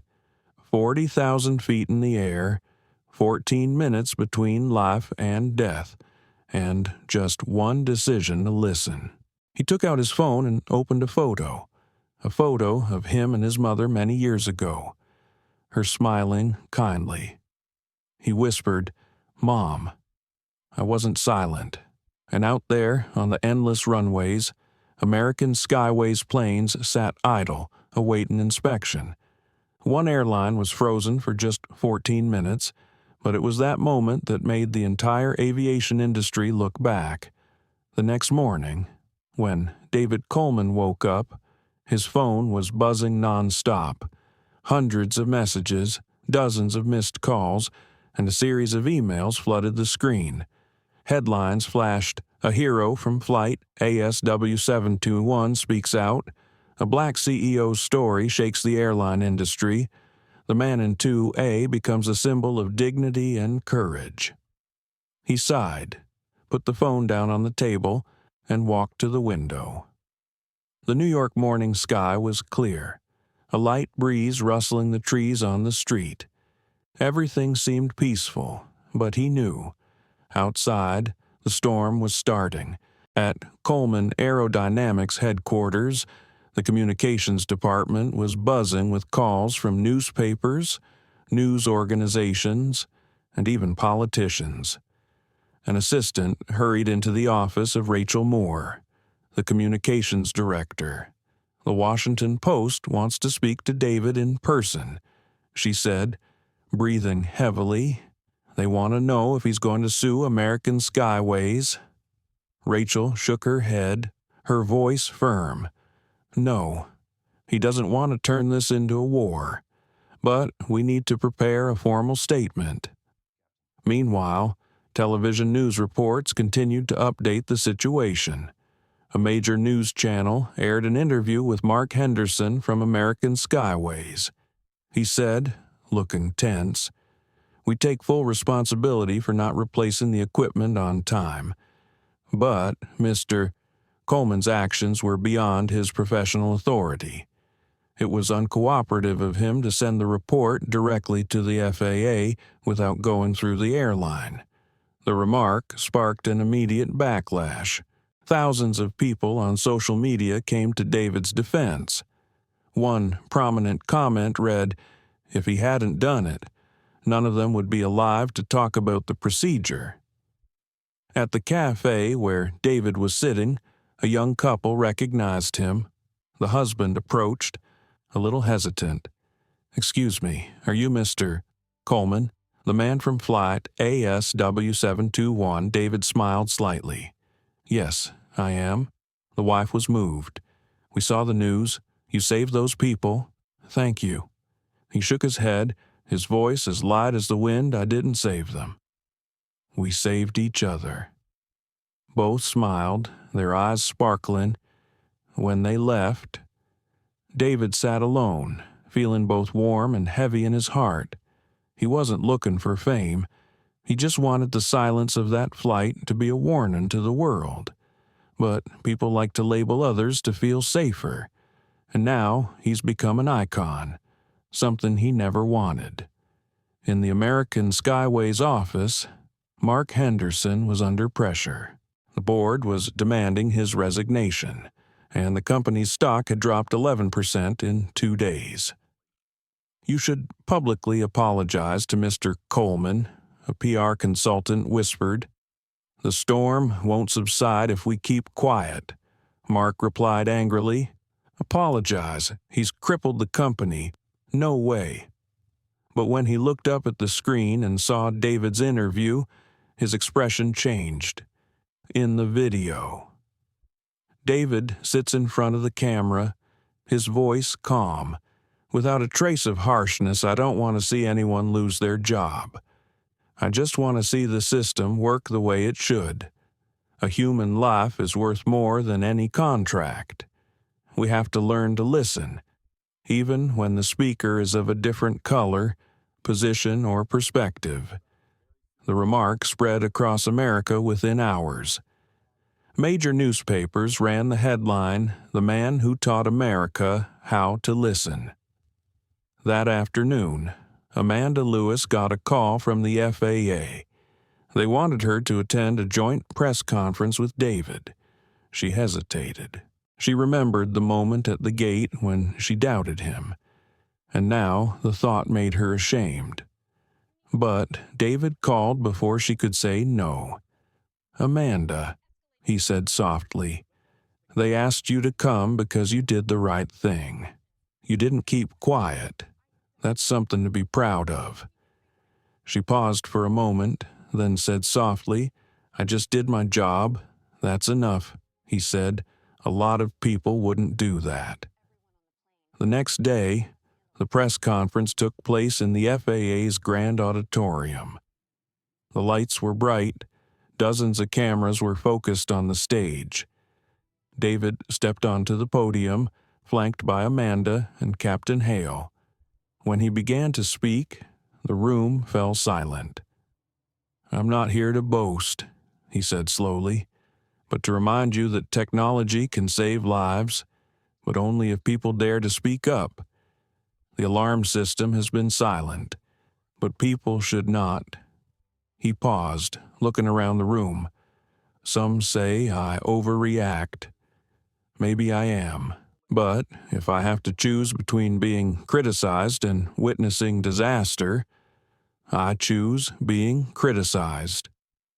The room was silent for a few seconds, then burst into applause. Amanda stood beside him, her eyes brimming with tears. Hale gently placed a hand on his shoulder and whispered, "The sky needs more people like you."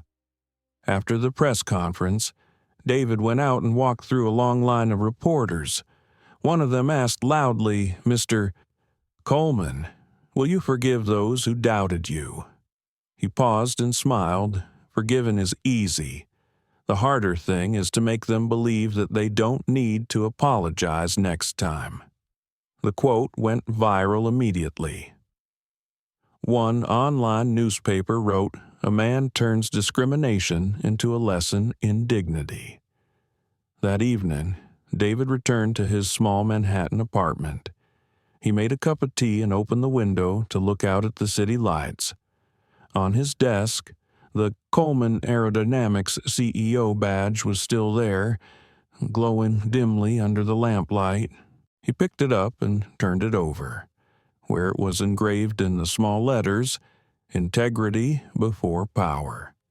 He smiled, remembering the engraver who had asked him what he wanted engraved on the badge. At that time, he simply said, "What I fear most is not the money, but the reason I started." Amanda called. Her voice was warm and gentle. "You know, I've had hundreds of messages from colleagues today. They say that because of this story, they're starting to see passengers differently." David was silent for a moment, then said, "If just one person changes, we won't have flown in vain." They talked for a few more minutes. Not many words, just enough to feel the world still a little warm. When the call ended, David looked out the window. Yellow lights scattered across the traffic, the night sky deep and dark. He said softly, 14 minutes, and everything changed. The hashtag, 14 minutes to change, started to appear online and spread quickly. People told the story as proof that sometimes all it takes is 14 minutes and one person daring to speak out, for an entire system to have to look at itself. And on that high floor, David still stood still, holding a cup of warm tea, his eyes calm. He did not want to be a hero. He just wanted to be a listener, someone who heard the vibration of the plane wings, of conscience, and of the belief that the world, however distorted, could still be better if we did not remain silent. It was a rare, clear Saturday morning in New York. The golden sunlight poured down on the streets, reflecting through the high-rise windows. David Coleman sat by the window of his apartment, wearing a light blue shirt. On the table was the old notebook he always carried with him when traveling. The open page contained a simple note: "Don't react, observe, don't get angry, understand." It was a sentence he had written many years ago, on a rainy night when he was a young engineer in a NASA laboratory. He smiled slightly. What his mother had taught him seemed to be enough to help him get through all the events of his life. The phone rang. It was Rachel Moore, her voice a little excited. "David, the FAA has just released the preliminary results of the investigation. All aircraft using the Model 6B sensor have been grounded. American Skyways will have to replace all equipment within 30 days.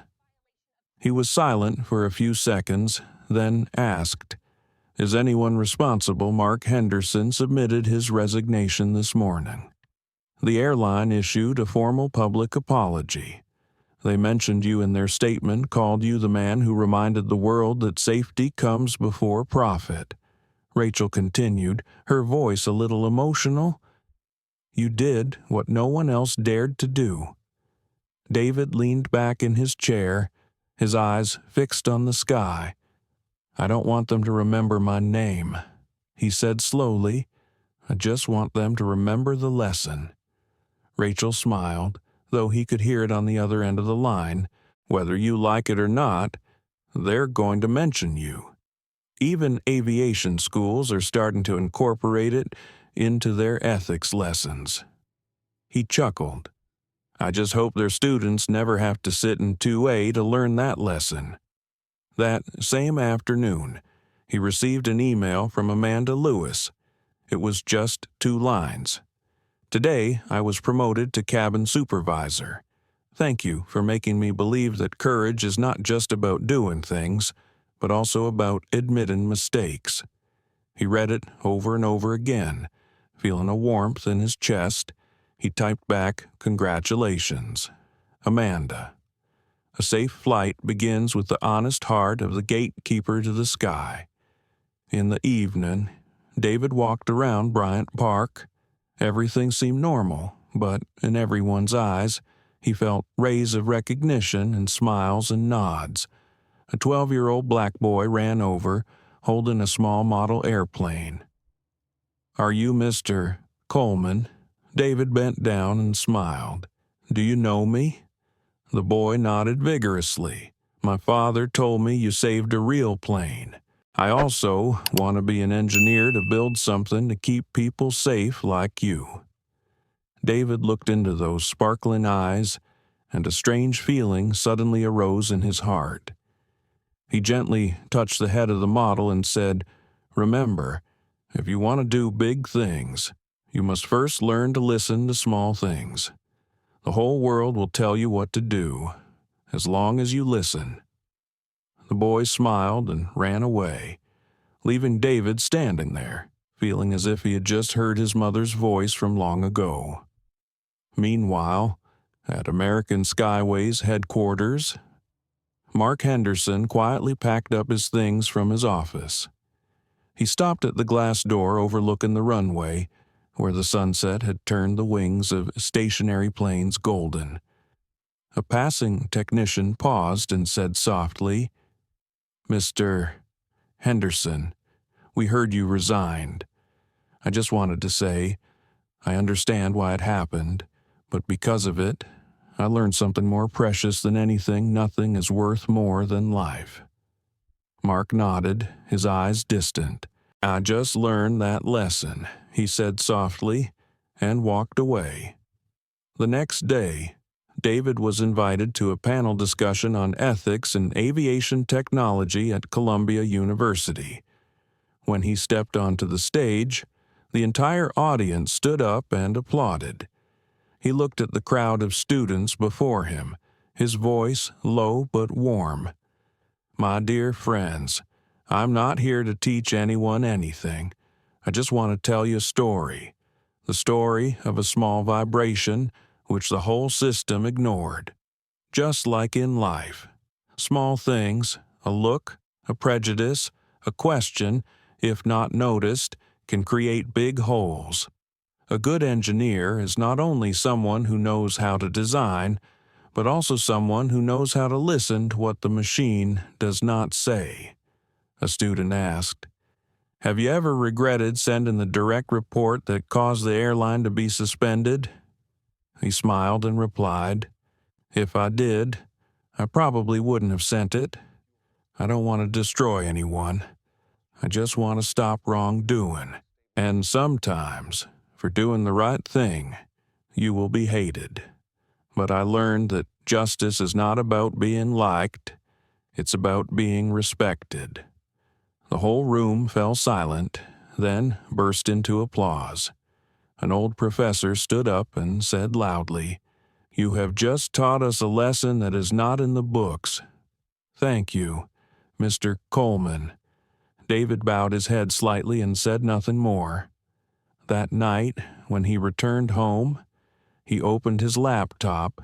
There was a new email in his inbox with a simple subject line from Emma and Mom. He opened it and saw a picture.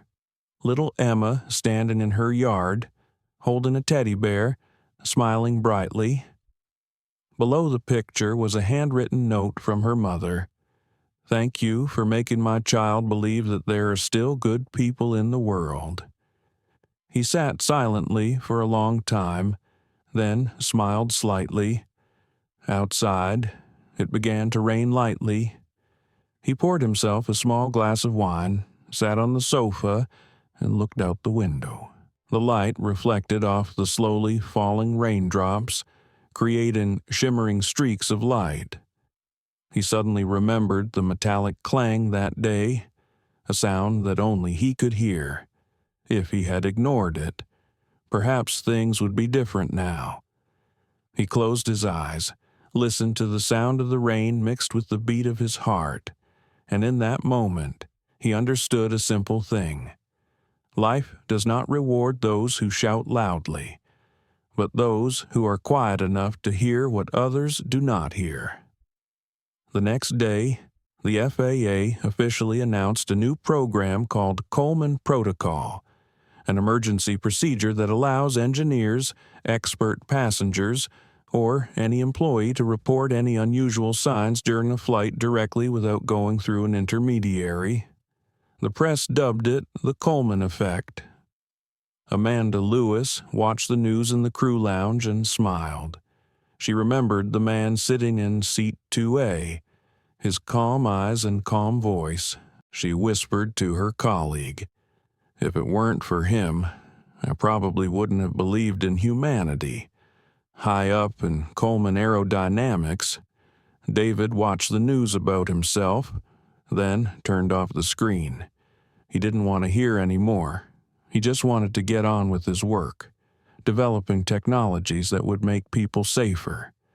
But inside him, his mother's voice echoed, "Son, when you do the right thing, you don't need anyone to know.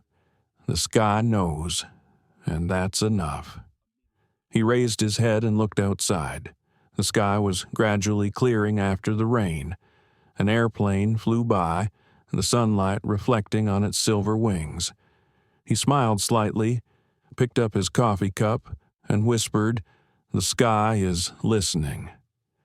3 weeks after the historic incident, the atmosphere at Coleman Aerodynamics headquarters was tense, but different. Employees were more focused, and in meetings, people spoke less but looked at each other with obvious respect. On the wall of the large conference room hung a photo printed from social media, a picture of David Coleman rising from seat 2A, the light reflecting off his face, his eyes calm, with passengers applauding behind him. Someone had written under the frame in white marker, "It only takes 14 minutes to change everything." David didn't know who had put it up, but he didn't take it down. Every time he passed by, he would glance at it, then keep walking. He didn't see it as a symbol, but as a reminder that things could always change, if only one person would stand up. That morning, Rachel walked into his office, a stack of documents in hand. "David," she said, "the Aviation Safety Council has asked you to join as a special advisor. They want to develop a new training program for technical emergency response based on the Coleman Protocol." He raised his head, his eyes calm. "They don't need me. They just need a system that works." Rachel smiled. "Maybe, but they also need someone who has trusted their instincts. That's something no system has." He looked out the window. The sky was a strange blue in the distance. "Okay," he said, "but I won't be a consultant on paper. I want to meet the engineers, the flight attendants, the maintenance people. I want them to hear the story, not read it." Rachel nodded. "I think you'll change their minds." At the same time, at American Skyways' new headquarters, Amanda Lewis walked out of the training room. Large letters on the blackboard read "Flight Safety" and the Coleman Case. Every time the instructor mentioned the name, her heart fluttered. She'd been asked to speak at a new employee briefing, to recount what she had witnessed that day. At first, she declined, but then, one sleepless night, she thought of the moment David had said, "The world teaches us to see. It takes time to unlearn." And the next morning, she agreed. During the discussion, as dozens of young flight attendants listened intently, she recounted the first moment. She talked about his look when he was doubted, about his calm when everyone else panicked, about how he sat quietly looking out the window and still heard the slightest vibration. "I learned," she said, her voice a little choked, "that there are people who don't need to say much to make a difference. They just need to be present. and that presence makes us reflect on ourselves. The room was silent, except for the gentle sound of the air conditioner. A young flight attendant stood up and asked quietly, "Did you see him again?" Amanda smiled faintly. "No, but I think sometimes there are meetings that don't need to happen a second time to be meaningful." On the other side of the city, David was standing in a test facility. The smell of machine oil and the sound of metal echoed. He watched a group of young engineers installing a new generation of sensors.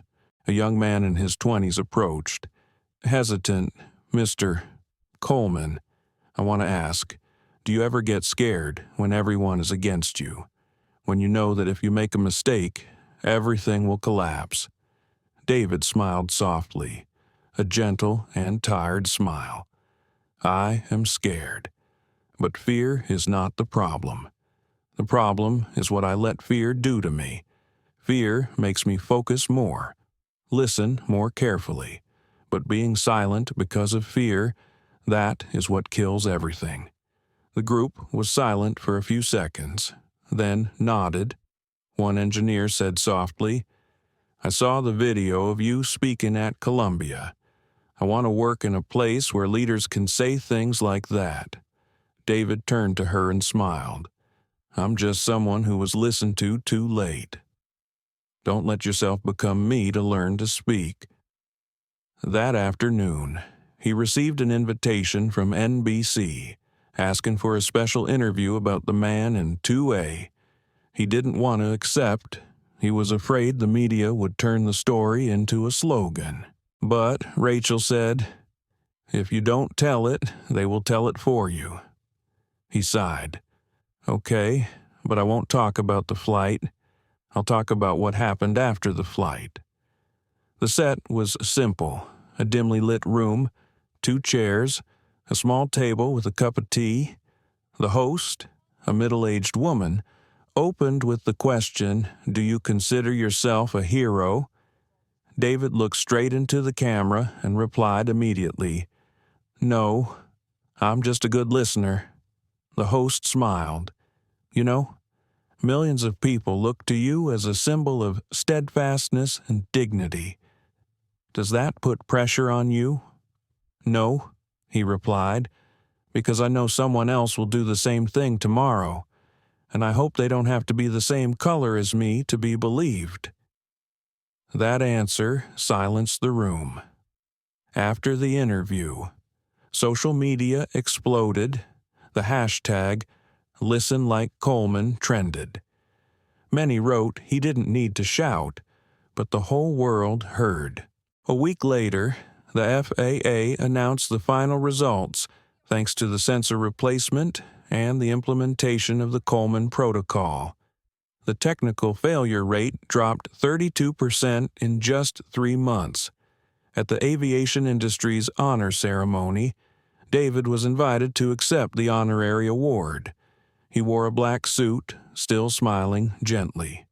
As he stepped up to the podium, he said, "Thank you for this award, but I will not accept it for myself. It belongs to the people who did not stay silent." From Captain Hale, Flight Attendant Amanda, to everyone in the cabin that day. I was just the guy sitting in seat 2A, but they landed the flight. Amid the applause, Amanda stood in the audience, her eyes sparkling. She didn't step forward. She didn't need to. Just seeing him made her feel like she was part of a story bigger than herself. When the ceremony ended, David left the hall alone. The New York night was cool. The street lights cast a warm, dim glow. He walked down the street, holding the medal he had just received. On the corner, a little boy was looking up at the planes flying by, shouting to his mother, "Look, Mom, the wings are bending." He heard the words, stopped, smiled. Maybe the world was okay. As long as someone looked up at the sky and believed that the wings were still doing their job, keeping balance, keeping hope. He turned and walked towards the light. Behind him, The sky was ablaze with planes taking off one after another, like the pulse of a reviving world. That morning, New York was quieter than usual. David Coleman woke earlier than usual, the autumn sunlight filtering through the curtains onto his desk, where his notebook was still open. He made a cup of black coffee, sat down, and turned to the last page. It contained the words he had written the night before. Silence is temporary safety, but listening is permanent change. He read them over and over again, then gently closed the notebook, feeling strangely calm. The phone rang. It was Captain Hale. David. His voice boomed, deep and warm. "I have good news. The FAA has invited us to a global aviation safety conference in Washington. They want you to present on the Coleman Protocol." David smiled. I thought they were tired of hearing that name. Hale laughed. "No, my friend. They need to hear it again, not to honor you, but to remind themselves that sometimes one small voice can save the sky." David agreed. He understood that this was no longer his story. What had happened went far beyond the boundaries of an airline or a mechanical failure. It was a story about faith, about people, about how quiet courage can change a seemingly unshakable system. In Washington, the grand auditorium was packed with experts, engineers, and executives from around the world. When David took the stage, the applause was like a wave. He wore a charcoal suit, no tie, and his eyes remained calm. "I am not a hero," he began. "I am just a passenger who heard a sound that no one else paid attention to. We live in a noisy world where everyone wants to talk, but few listen, and when we don't listen, we lose security, not just in technology, but in people." He paused for a moment. The Coleman Protocol is not a system. It is a reminder that in every process there must be room for intuition, for courage, and for understanding. He recounted the fateful 14 minutes, how he felt the unusual vibration, how he had to choose between silence and action. His words were simple, unpretentious, but each word fell to the floor and reverberated in the listener's mind. When the speech ended, the entire audience stood up and applauded. A German professor came up to shake his hand. "Mr. Coleman, your speech reminded me why I started engineering, not for technology, but for people." He just smiled and replied with a simple sentence. "We all work for the same thing, the sky." After the conference, David accepted a dinner invitation from a group of young engineers from South Africa. They told him that they were applying the Coleman Protocol to the domestic aircraft inspection system. One of the girls said, "We want to call the program Wings of Trust." He chuckled. "That's a good name. Trust is the fuel that machines can never have, but people can create at the same time." In New York, Amanda Lewis was preparing for her first flight after completing her new training.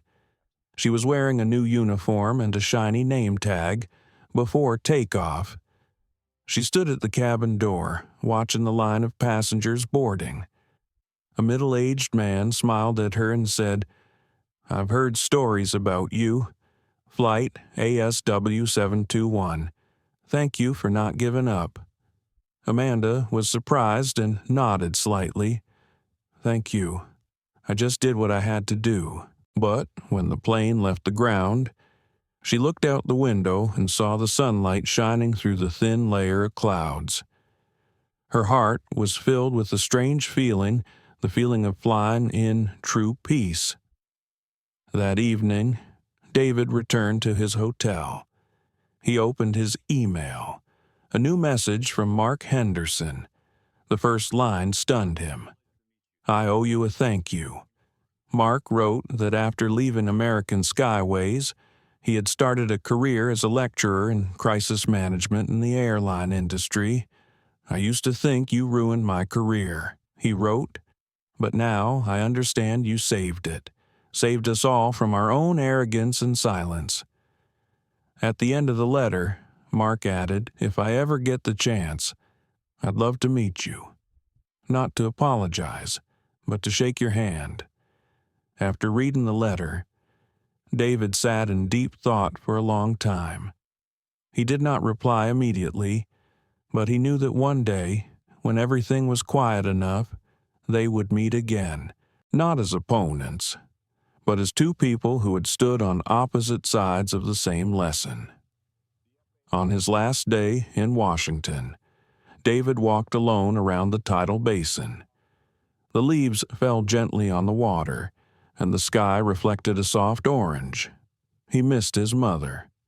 The small house in Atlanta where she had taught him to listen to the wind to predict rain. "I listened. Mom," he said softly to himself. "I wasn't silent." That evening, he sat down to write in his notebook, as was his old habit. "If I have learned anything from the sky, it is this peace does not come from avoiding storms, but from knowing you can fly through them." He put down his pen, closed the notebook, and looked out the window. A plane took off, its light reflecting off its metal wings like a distant greeting. Upon returning to New York, David was invited to speak at the National Academy of Aeronautical Engineering's commencement ceremony. He stepped onto the stage amid solemn music, before hundreds of students. He looked at the hopeful young faces, his voice warm and firm. "When I was your age, all I thought about was flying higher. But now I understand. The important thing is not to fly high, but to fly right, because the sky never remembers who flew highest, but always remembers who kept it safest." A round of applause broke out. There was a familiar face in the crowd, Amanda. She stood in the middle of the student benches, no longer in her uniform but in a simple sweater. They looked at each other, just smiled. No words needed. That look was enough to tell them they had both found the answer to their journey. That night, as David left the ceremony, it was raining lightly. He walked slowly along the sidewalk, feeling the cool raindrops on his face. The city was ablaze with lights, and amid all the noise, he heard a faint sound, the distant engine of a plane leaving JFK. He stopped and looked up. A feeling of peace and strength rose within him. He didn't know where he would fly next, what he would do next. But he knew one thing for sure: this world still needed people to listen quietly, if only to keep the sky from ever being silent again. On a chilly winter afternoon, the wind from the Hudson River blew through the windows of Coleman Aerodynamics' office, making the windows of the windows shake slightly. David Coleman was meeting with his engineering team about a project to develop a next-generation sensor system. He listened to every comment, every number displayed on the screen, but his mind was elsewhere. Since the Coleman Protocol was adopted globally, he had become the name that many organizations invited to cooperate with. But that also meant enormous pressure. He was no longer an ordinary engineer. He had become a symbol, something he never wanted. After the meeting, Rachel Moore walked in, carrying a stack of documents. "David," she said, "we just received an invitation from the United Nations. They want you to speak at the Fairness and Technology Forum. The topic is human responsibility in the age of machines." David sighed softly. "I'm afraid I don't have anything new to say. Humans are the same. Rachel, we create technology to control risk, and then it makes us forget why we started it in the first place." Rachel sat down, her eyes softening. Maybe that's why they need to hear you. You're not a dry scientist. You're the one who reminds them that technology has a soul." David smiled, but there was still a hint of weariness in his eyes. He knew what he needed to say, but how to say it so that people would actually listen was another matter. He remembered Mark Henderson's eyes in the thank you letter, Amanda's eyes when they met again at graduation, and the faceless faces on the plane that year. All of those memories were still clear, not like wounds, but like scars. That evening, he left the office late. The city was already dressed in a soft yellow light. He walked down Madison Street, stopping in front of a small store that had a TV on, replaying a special news report. 2 years after ASW 721, the world still remembers the man in seat 2A. He saw himself in the frame, a calm smile, a deep gaze. The old clerk in the store recognized him and stepped out, saying, "I remember that face. You were the one who saved the flight." "Right," David nodded slightly. The old man patted his shoulder, his voice filled with emotion. "I lost my son in a plane crash in 2008. If there had been someone like you, he might still be alive."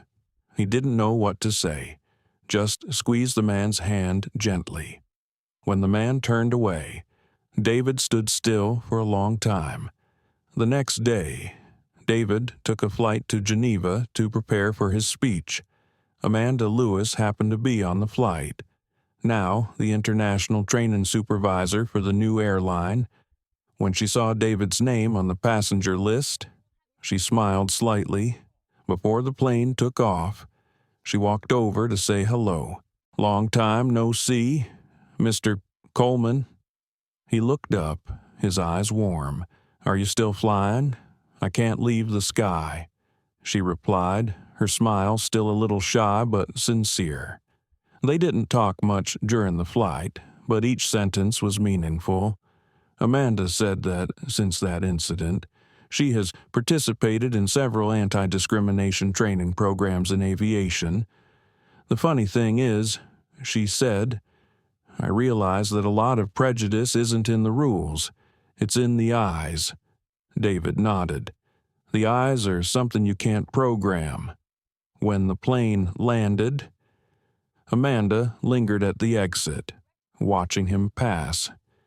She knew that, even though they were no longer on the same journey, there was an invisible thread between them, a thread of understanding and respect. 3 days later, in the hall of the United Nations, David Coleman took the podium. The spotlights illuminated his face. He opened his speech with a strange line, "I didn't come here to talk about technology. I came here to talk about silence." The room seemed to pay attention.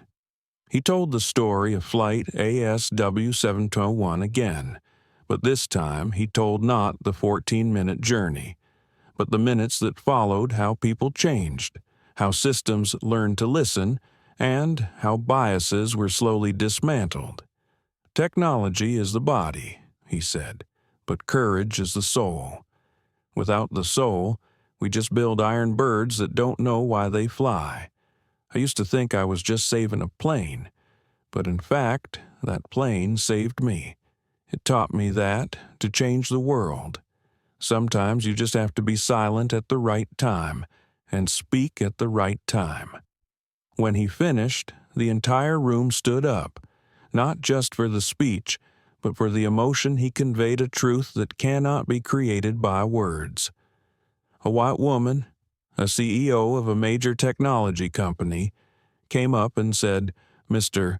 Coleman, your speech made me realize that fairness is not a slogan, but an action repeated every day." He just smiled. "I am just relearning that every day." Back at the hotel, he stood on the balcony and looked at the sparkling lights of Lake Geneva. A gentle breeze blew, carrying with it a cold mist. He remembered the image of the old salesman in New York, remembered his trembling voice, and he realized that sometimes A person not only carries the responsibility of living, but also carries memories that do not belong to him, memories of people who are no longer there, of mistakes that need to be corrected. That night, he opened his notebook and wrote, "We cannot erase prejudice, but we can make it smaller, one action at a time. The sky is not perfect, but there is enough room for those who want to fly in the right direction." The next day, he flew back to America. As the plane crossed the Atlantic, he looked out the window. Below him was the vast ocean and the white clouds. He smiled. The heaviness in his heart gradually disappeared, leaving only the lightness of knowing he had done the right thing. When the plane landed, he took out his phone and saw a message from Mark Henderson. "I started my first course on aviation safety. I used your story as an example to start. Today, when I think of you, I no longer feel embarrassed, but grateful." David looked at the message and felt a lump in his throat. He only texted back one line: "Thank you for continuing the story." On the way home, he passed the park where the boy had said he wanted to be an engineer. Now, the boy was sitting with his father, holding a model airplane. David stopped and looked at him. The boy did not recognize him, but he saw that innocent smile and suddenly felt reassured. He knew that, although the world was still noisy, at least there was a new generation growing up without having to prove that they deserved to sit in any chair. That evening, he stood by the window, looking out at the shining city. He didn't think he had finished a journey, but had begun another, a journey of scars. Scars are not bad, because they prove that something once hurt, but has healed. The sky also has scars, swirling air currents, white streaks of smoke. But even so, it is still blue, still forgiving, still quietly supporting the flying wings. He whispered softly, "Thank you, sky." That morning, the sky in New York was a dull gray. A drizzle fell on the high-rise windows, and cars lined 6th Avenue. In the quiet office of Coleman Aerodynamics, David Coleman sat alone by the window. He was no longer a man who simply ran an aviation technology company, but now he had become a social icon, a voice for justice and dignity. But deep down, he knew he was still just a man learning to face himself after all the storms. On the desk was a newly arrived letter from a young student named Leah Thomas, studying aerospace engineering in Texas. The first line read, "I don't know if you have time to read this, but I wanted to say thank you. Your story makes me believe that. Despite my dark skin and my accent, the dream of becoming an engineer is still worth pursuing." David read to the last line, where she wrote, "If I ever work for your company, I want to start by listening." He smiled, leaning back in his chair. Perhaps what he did was never meaningless. At noon, Rachel Moore walked in with a new file in her hand. "David, there's something you need to see," she said in a low voice. He opened the file. It was a report about an Asian airline company being investigated for concealing engine defects. Part of the report mentioned an old sensor system that a subsidiary had bought from Coleman Aerodynamics years ago. Rachel looked at him, her eyes worried. "If they prove that the part came from us, the media will explode again." David put the file down, was silent for a few seconds, then said, "We can't avoid what we created. Work with them. Make all the technical data public. I'm not afraid of transparency. I'm afraid of silence." That same afternoon, David called Captain Hale. "I'm afraid this storm is coming again," he said. Hale chuckled. "You know, there's always a storm in the sky, but as long as we keep flying in the right direction, It will pass. That made David calm down. He always found something in Hale's voice that was both firm and gentle, like the voice of someone who had seen enough loss to know that fear doesn't help people survive. It just stops them halfway. The next day, a major news outlet ran a story headlined "Coleman Under Question." The man who grounded Airlines faces his own turbulence. They suspected he had deliberately covered up the component failure to protect his reputation. Rachel walked into the office and put the newspaper down on the table.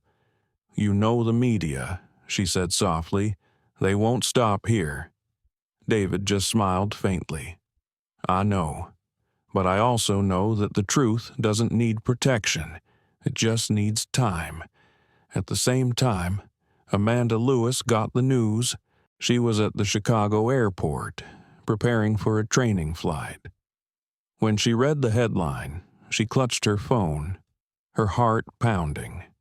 She knew the man well, the man who had chosen silence amid the noise, who had stood up amid injustice. She believed he would never hide. That same evening, she sent a text message. "I don't know what's going on, but I believe in you. Just like I did that day." David read the message while sitting in his empty office. He stared at the screen for a long time, then replied, "Thanks, Amanda. I'm not afraid of storms. I'm just worried that people will forget why we're flying." He hung up and took a deep breath. 2 days later, he appeared on national television. The host asked bluntly, "What do you have to say to the public when they think you've been hiding the truth?" David looked straight into the camera, his voice slow but steady. "I've been doubted because of my skin color, because of my position, because of my beliefs. I know what that feels like. But if someone needs to doubt me to feel safe, I'm willing to put up with that, as long as they keep asking questions, keep looking for the truth, because the truth will stand on its own, if it's true." The studio fell silent. No one said anything. The moment went viral, shared millions of times with the caption, "He doesn't defend. He proves." A few weeks later, the investigation was released. The report confirmed that the defective parts had not been manufactured by Coleman Aerodynamics for years and had been altered by a third party. One morning, the headlines in major newspapers read, "Coleman cleared of allegations." Rachel walked into his office, beaming. "See, I told you, storms pass." David smiled, his eyes filled with relief. "No, Rachel, storms don't pass. They just pass to remind you that you flew through them." That afternoon, he left the office and walked along Central Park. It had just stopped raining. Water stains still lingered on the leaves. The smell of damp earth hung in the air. He sat on a bench and looked up at the sky. A plane flew past against the gray clouds, leaving a long white trail. He thought of Leah Thomas, of Mark, of Amanda, of Hale, all the people his life had touched. They were like parallel lines, sometimes intersecting for a moment, then flying off in separate directions, but always leaving traces. A group of students walked by, laughing and talking loudly. A boy turned around and asked, "Uncle, are you the man in the video, Man in 2A?" David laughed and nodded. The boy's eyes widened. "I watched that video in class. The teacher said you were the one who taught everyone not to ignore the smallest sound." David gently touched the boy's shoulder and said, "Remember, sometimes the smallest thing can save the biggest thing." In the evening, he returned home, turned on the desk lamp, opened the old notebook. He wrote the last line for that day. "The strongest wings are not the ones that have never encountered storms, but the ones that can still fly despite having scars." He closed the notebook, leaned back in his chair. Outside, the city was lit up, the yellow light filtering through the glass windows onto his face, a tired but peaceful smile.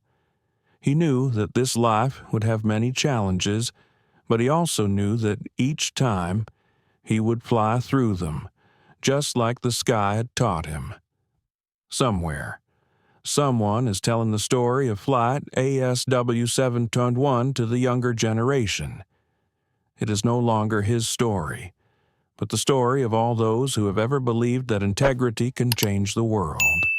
And in his little room, David Coleman said softly, like a whisper sent into the night, "If anyone asks me why I'm not afraid, I will say, because I've learned to listen even in the dark." On a late autumn afternoon, a gentle breeze blew through the golden trees at Atlanta International Airport. David Coleman stood in front of a large glass door overlooking the runway, where a plane bearing the Coleman Aerodynamics logo was preparing to take off to test a new engine.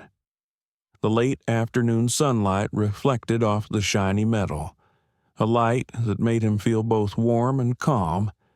Over the years, all the storms, scandals, and prejudices had passed, leaving him with only one thing: intact faith.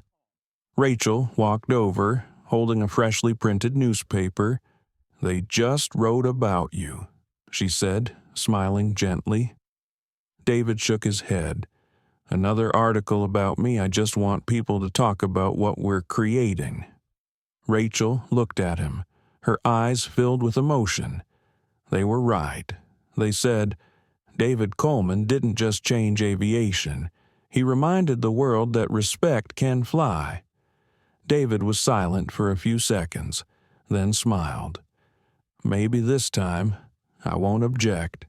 A technician came over and said that the test flight was about to begin. David and Rachel went to the observation area. As the plane accelerated, the sound of the engine echoed through the sky, strong and steady. It shot up, piercing through the white clouds. Rachel watched and whispered, "Have you ever thought that it all started with a denied first-class seat?" David smiled. "No, Rachel. It starts with how we choose to react when we are denied." The words seemed to echo in the air. He remembered everything: the whispers on the flight, the disdainful looks, the tense 14 minutes, Captain Hale's handshake, Amanda's shaky smile, Mark Henderson's warm gaze after the thank you note. Everything came back in slow motion, and he felt a lump in his throat. That afternoon, he met with the young engineers behind the Wings of Trust project. Leah Thomas, the student who had written him a thank you letter, was now the team leader. She introduced him to a new generation of engines that could detect micro vibrations and adjust themselves in real time. "We call it the heartbeat engine, the heart of the sky," she said, her eyes sparkling. David nodded, a surge of pride rising in his heart. It's a great name, because what keeps the plane flying isn't just lift. It's the heartbeat of the people who believe in it. After the test, the group went to the airport to watch the sunset. Leah asked him, "Do you ever regret going into that storm that day?" David thought for a moment and then replied, "No, my dear, because without that storm, I wouldn't know I was strong enough to fly through it." The answer left the girl speechless. There are lessons that can only be understood when one has lived through it, when the heart has been hurt but not broken. That evening, David returned home, in his small room, which was covered with pictures of airplanes and certificates of honor. He sat down at his desk. On the desk was still the old notebook, the one that had accompanied him since his early days. He opened it and read the faded words, "If I have learned anything from the sky, it is this peace does not come from avoiding storms, but from knowing you can fly through them." He smiled, The words had now come true, not just for him, but for countless others. The phone rang. It was Amanda Lewis. She was on a late-night flight back from London. "David," she said, her voice over the noise of the cockpit, "I just wanted to say that when I was introducing the young flight attendants to the listen first rule, today I told them about you." He replied, "Thank you, Amanda. I just hope they understand that listening is not about reacting, but about empathizing." On the other end of the line, she chuckled. "I think they understand, because when I told them, some people were in tears." After the call, he stood up and went out onto the balcony. The night sky was vast, the stars twinkling. He looked up, thinking of his mother, the one who had taught him to listen to the wind to predict the rain. He said softly, "Mom." I listened carefully, and I flew through. The next morning, he attended the opening ceremony of the Coleman Aviation Safety Training Center, where engineers, pilots, and flight attendants from around the world gathered to learn not only the technical aspects, but also the ethics and humanity of flying. When David stepped up to the podium to speak, the entire audience rose to their feet. He looked around and saw Captain Hale, Rachel, Amanda, Leah, and Mark Henderson in the front row.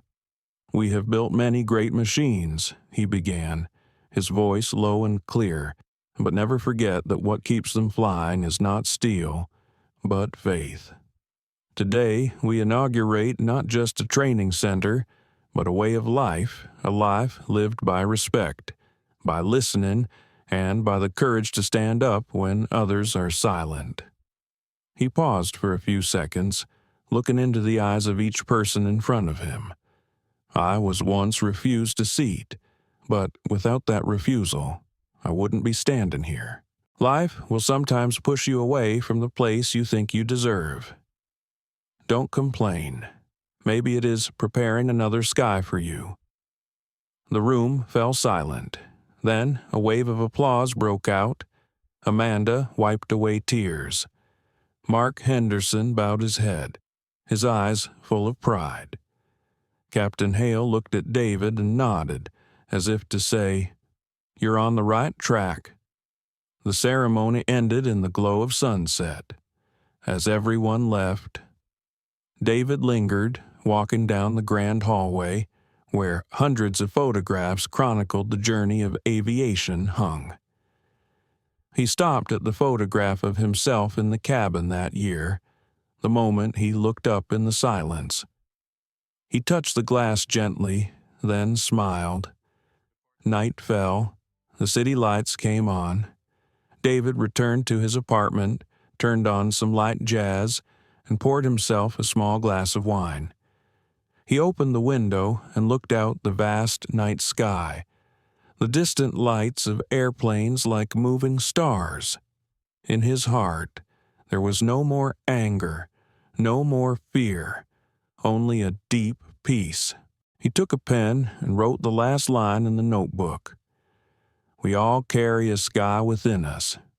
Even if we've been rejected, even if our wings have broken, as long as we dare to listen and dare to fly, there is still hope." He put down his pen and gently closed the notebook. Outside, a Coleman aerodynamics plane took off, cutting through the night. From the balcony, the light from David's window spilled out, blending with the lights of the sky, and both seemed to be saying the same thing, that sometimes, to reach the dawn, you just have to keep believing long enough in the darkness. The story, Black CEO denied first class seat 14 minutes later. He grounds. Entire Airline is not just a journey of a rejected man, but a mirror reflecting the power of perseverance and calmness in the midst of adversity. David Coleman did not choose to get angry, did not choose to retaliate. He chose to listen, chose to be silent at the right time, chose to act with reason and faith. In life, we have all been misjudged, overlooked, and rejected. But what creates true value is not how we react, but how we stand up silently, but with courage. There are injustices that cannot be erased immediately, but each of us can make them smaller, with kindness, courage, and the right choices. The biggest lesson the story brings is don't let others define your worth. The sky doesn't remember who flies highest, but always remembers who keeps it the safest. If you see yourself somewhere in this story, thank you for staying until the end. Please like, share, and subscribe to the channel so we can spread more humane stories, where every person has the right to fly with their own wings.